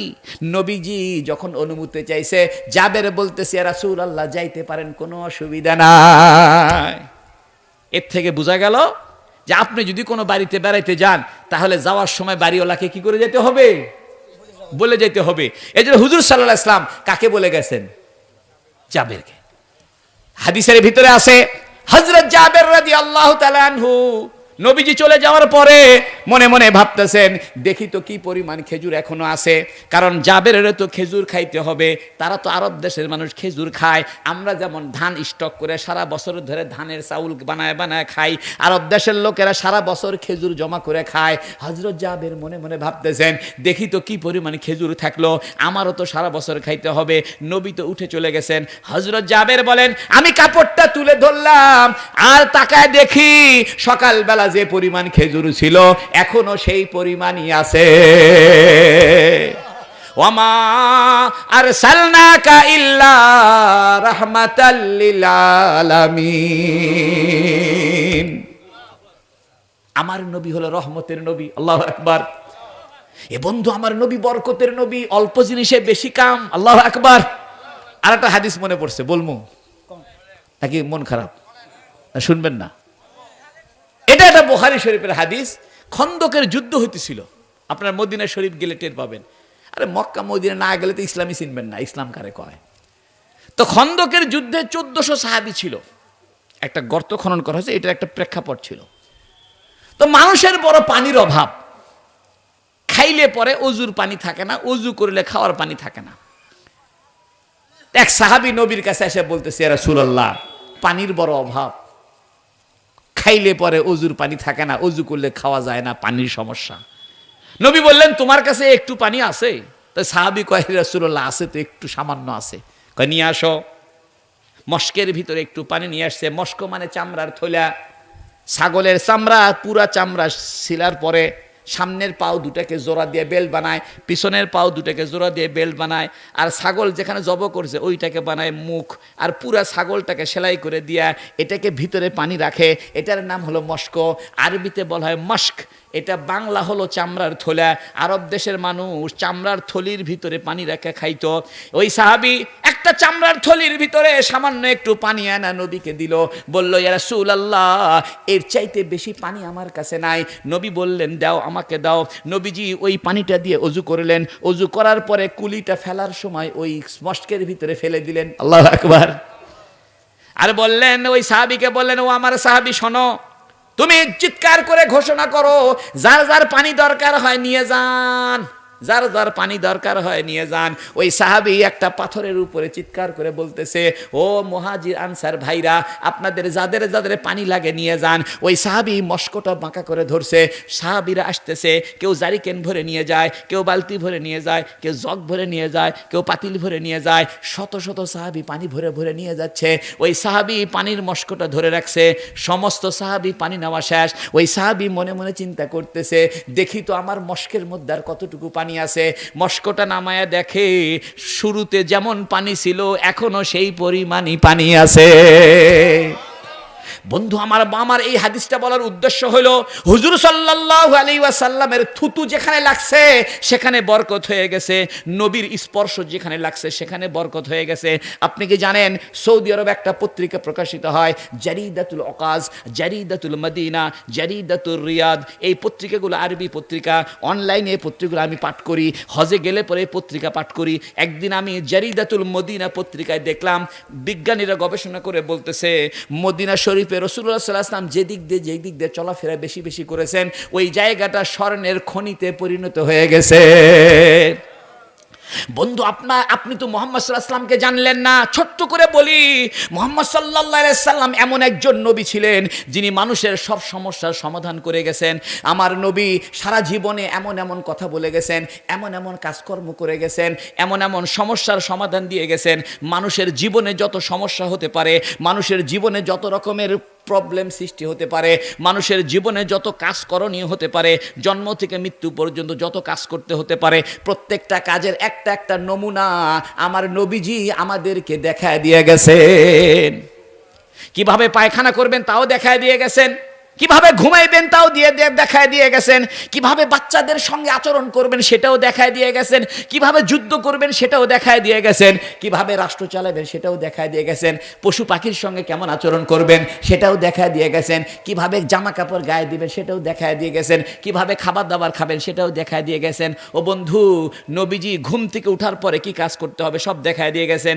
যেমন বাথরুমে যাওয়ার সময় আগে কোন পা, বাম পা, বের হওয়ার সময় ডান পা, মসজিদে ঢোকার সময় কোন পা, বের হওয়ার সময় কোন পা, জুতা পায়ে দেওয়ার সময় ডান পাওটা আগে ঢুকাবেন, বিসমিল্লাহ বলে জুতাটা পায়ে দিবেন। এগুলো হাদিসের ভিতরে আছে।